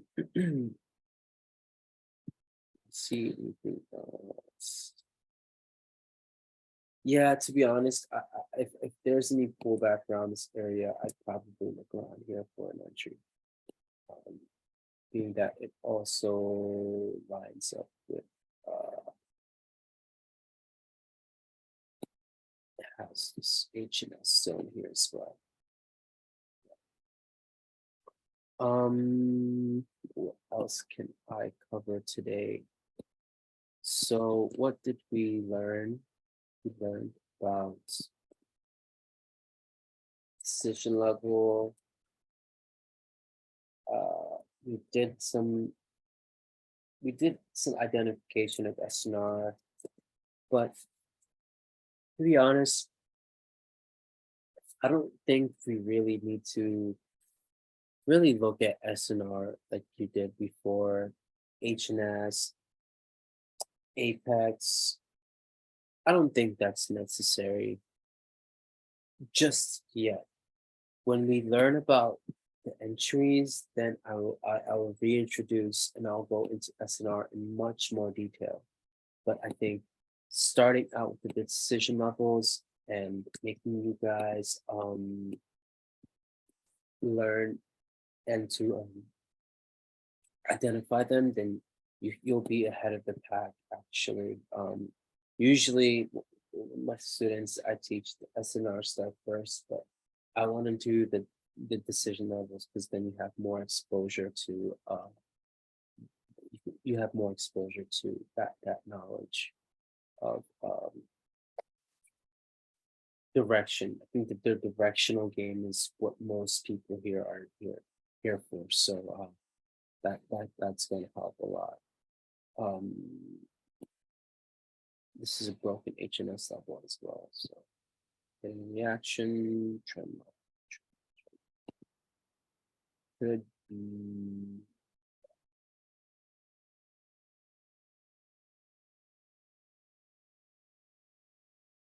be so I'm not enforcing it. Okay. Decision levels, SNR. I will drop a PDF on decision levels so you guys can study. Is there any questions? No, bro. For me, like decision levels are the best thing to like derive the storyline. Yeah. Direction. Next week it's gonna be even more intensive, more logic and reasoning behind it. And it will give you a more clear sense of where the market wants to go. So again, the monthly was bearish, right? But then the weekly and the daily became bullish. To what? It's gonna go back to a month. It's gonna go back to a monthly decision level. That's where it's at right now, and it's so what is it? There's 5 days left of the week. Let's look at what news we have actually.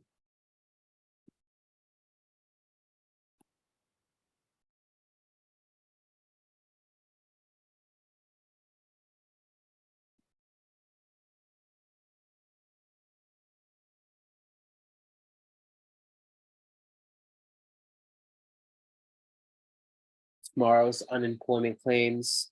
That's just gonna drop price down. And then Friday, we have what is that? Friday we have core CPI. Core CPI, and the two biggest news events coming up for the week. So if the analysis is right, news is just gonna push price out. And what could give you an early indication that this level is gonna hold is actually if you look on daily.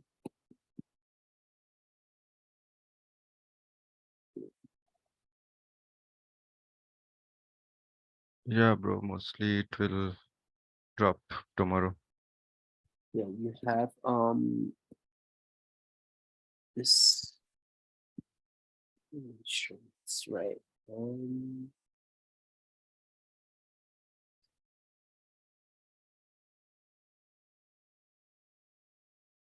go to H4 actually.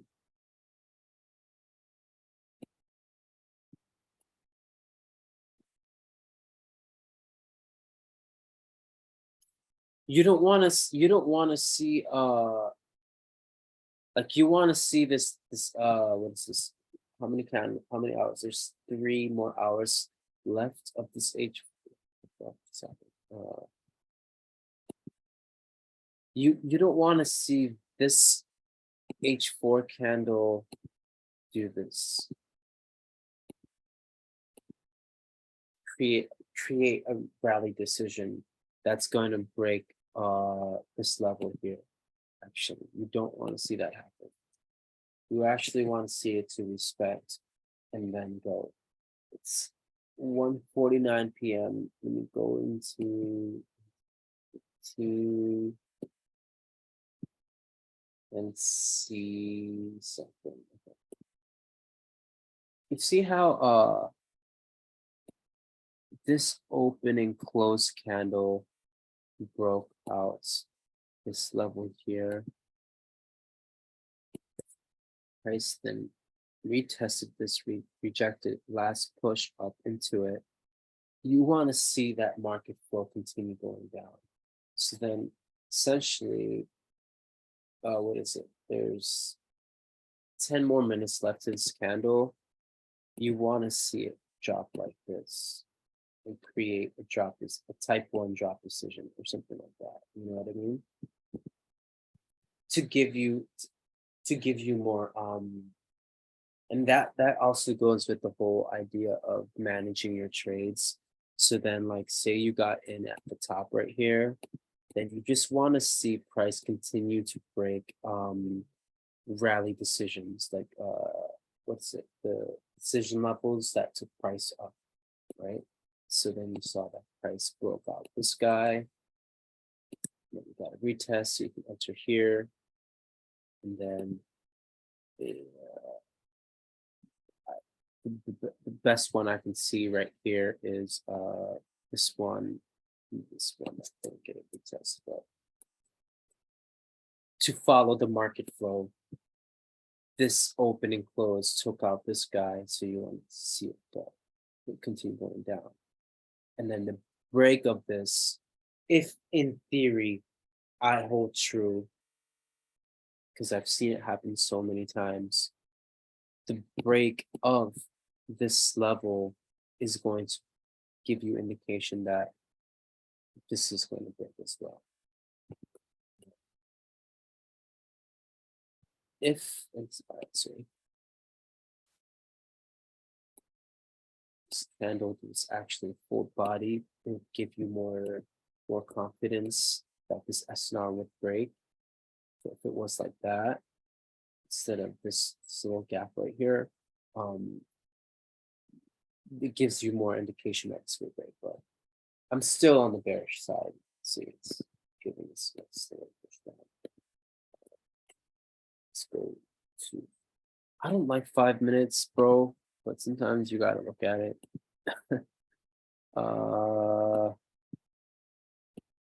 Yeah, I mean, because look, decision levels, you could find it everywhere. If you really want to track price, then you could say that you want to see a closure below that. Why? Because this push up closed above this one, but then it rejected our higher time frame decision level. So you gotta respect the higher time frame levels, you know.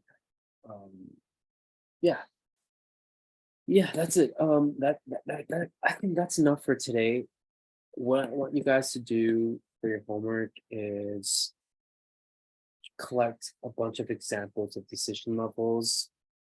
Watch this video a couple times. I will forward you guys some pre-recorded videos from my previous mentorship so you guys can watch and try to digest this information. Next week, we're going to do trend lines. And then the week after, we're going to do multi-time frame.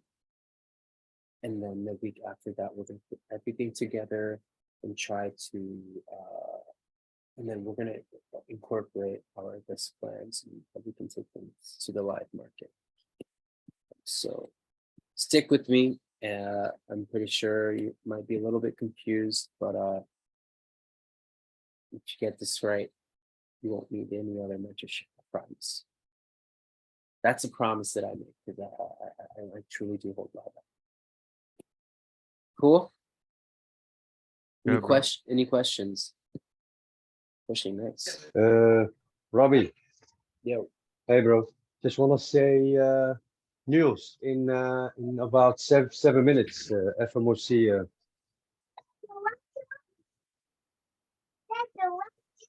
Yeah. So FOMC, it's actually lately because of what the dollar's been going through.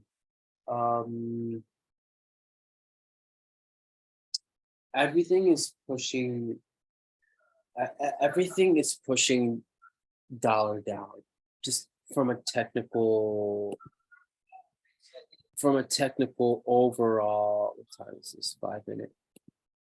From a technical standpoint, it's pushing down, right? But what the people at the Fed, what they're trying to do is they're doing this right here.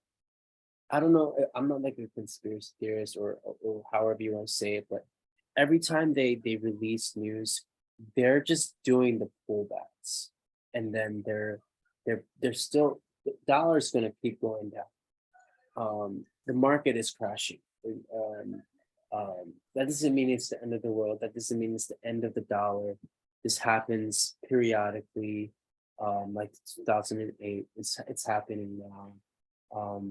But dollar's gonna keep going down. What does that mean essentially for gold? Gold is gonna keep going up as well. But we're in the state of the situation right now where we're in a state where dollar is actually pulling up. So remember when I told you about last push? Dollar actually last pushed. So dollar right now is pulling up, and then gold is last push, and it's going down. I think this is where gold is going to turn from. And this could take a month or two, but I think it's going to come down here and then go dollar. It's going to go up here and then where is it? Up, go. I think dollar is going to go even a little bit. Excuse me, if I'm playing this right. Dollar is going to go here. And then go down. But with FOMC, you want to play it by ear. To be honest, as far as like those big news plays, I found most success trying to initiate a position like 30 minutes before the news and getting my direction down pat before then, because what happens with news spikes is that you'll get one big push up and then one big push down, and then it goes. If I can initiate a position here, if it goes out, I won't have too much worry. It's pulling back. It does that. same thing with what happened. What was it? I think it was last week.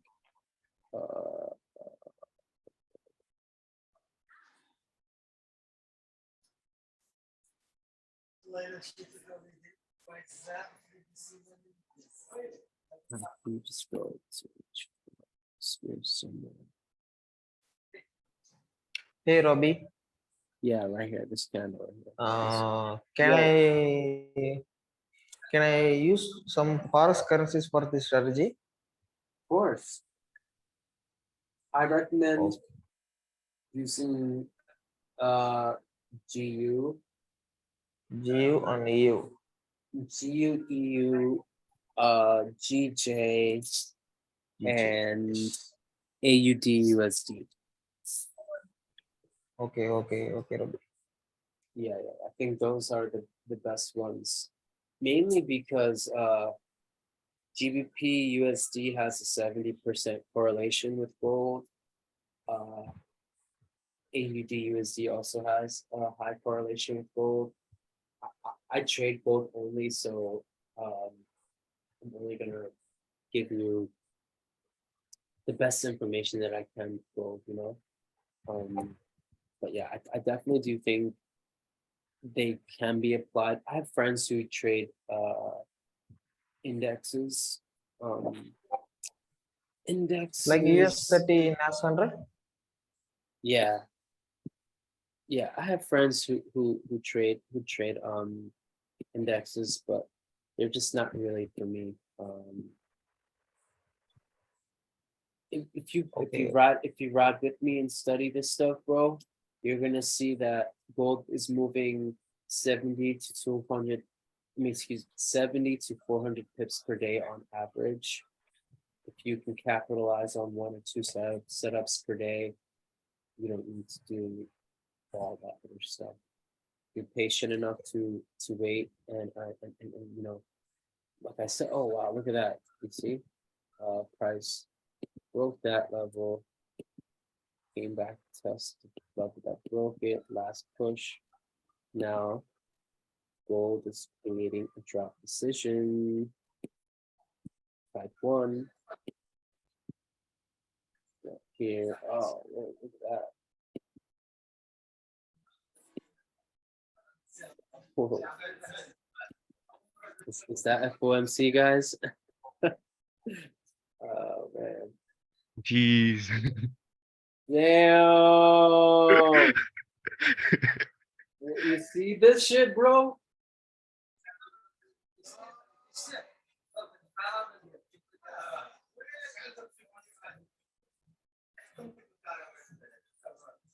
FOMC is a crazy move.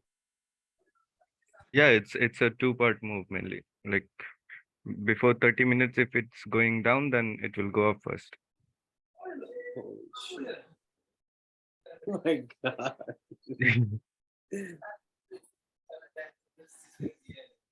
Made $20. That's fine.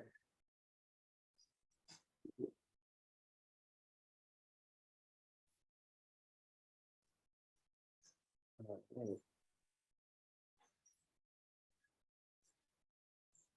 Taking a risk here, guys. But it should go down by I tomorrow. just added some right here. Oh, nice.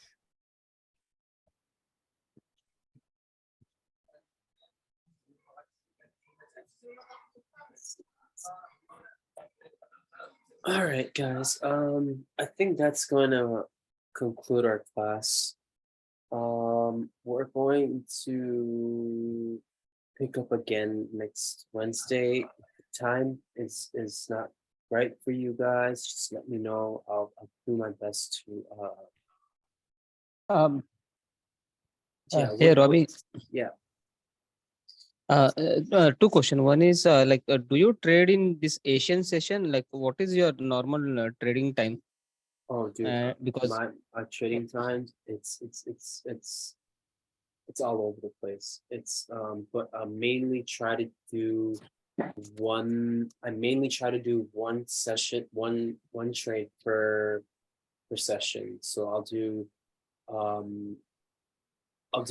try to catch one trade in Asian, and then I'll try to do one for New York. Most of the time, if you trade, what's your thing? What's your time zone?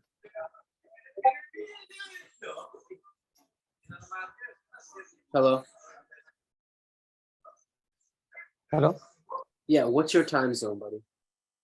I'm in IST, India time. Okay, so I think for you the best to trade is London, New York. But what you want to do once you let me see. Because what's been working for me is Asian session. It gives me a setup that sometimes that I can pull throughout London, and then New York usually does some type of reversal of that. So I think if you just focus on trying to catch one or two high probable trades, then because I don't know what type of trader you are, but by the end of this mentorship, I want to shape your instincts to become an intraday to swing trader, because sometimes over trading could be your biggest enemy. And if we just focus on high probability trades, you'll be able to. It'll be better. It'll be better if you can, because the reason why we trade is for the freedom of time. So if we just focus on a few good trades that you don't need to trade, all the movement, Yeah. And Robbie, can we have a session in Saturday or Sunday instead of in Yeah. the weekdays? Yeah, we can. For sure. I apologize. It was unexpected, but I actually had a wedding this weekend, so I'm trying to get it all done today. Okay. Because of the office work, sometimes Yeah, there is some load. yeah, it's scattered sometimes, man. Cool, guys. Guess we'll end the call. I'll post a recording and I'll post the PDFs in a couple hours. Okay. Yeah, thank you. All right, guys. Take care. Yeah, you too. Yeah. Bye. Thank you for the Thank session. you, Robbie. No problem. Take Bye-bye. care, bro. Bye bye. Thanks, Thank you, Rob. Ravi. Bye. Take care. Bye, guys. Bye, guys. Take care.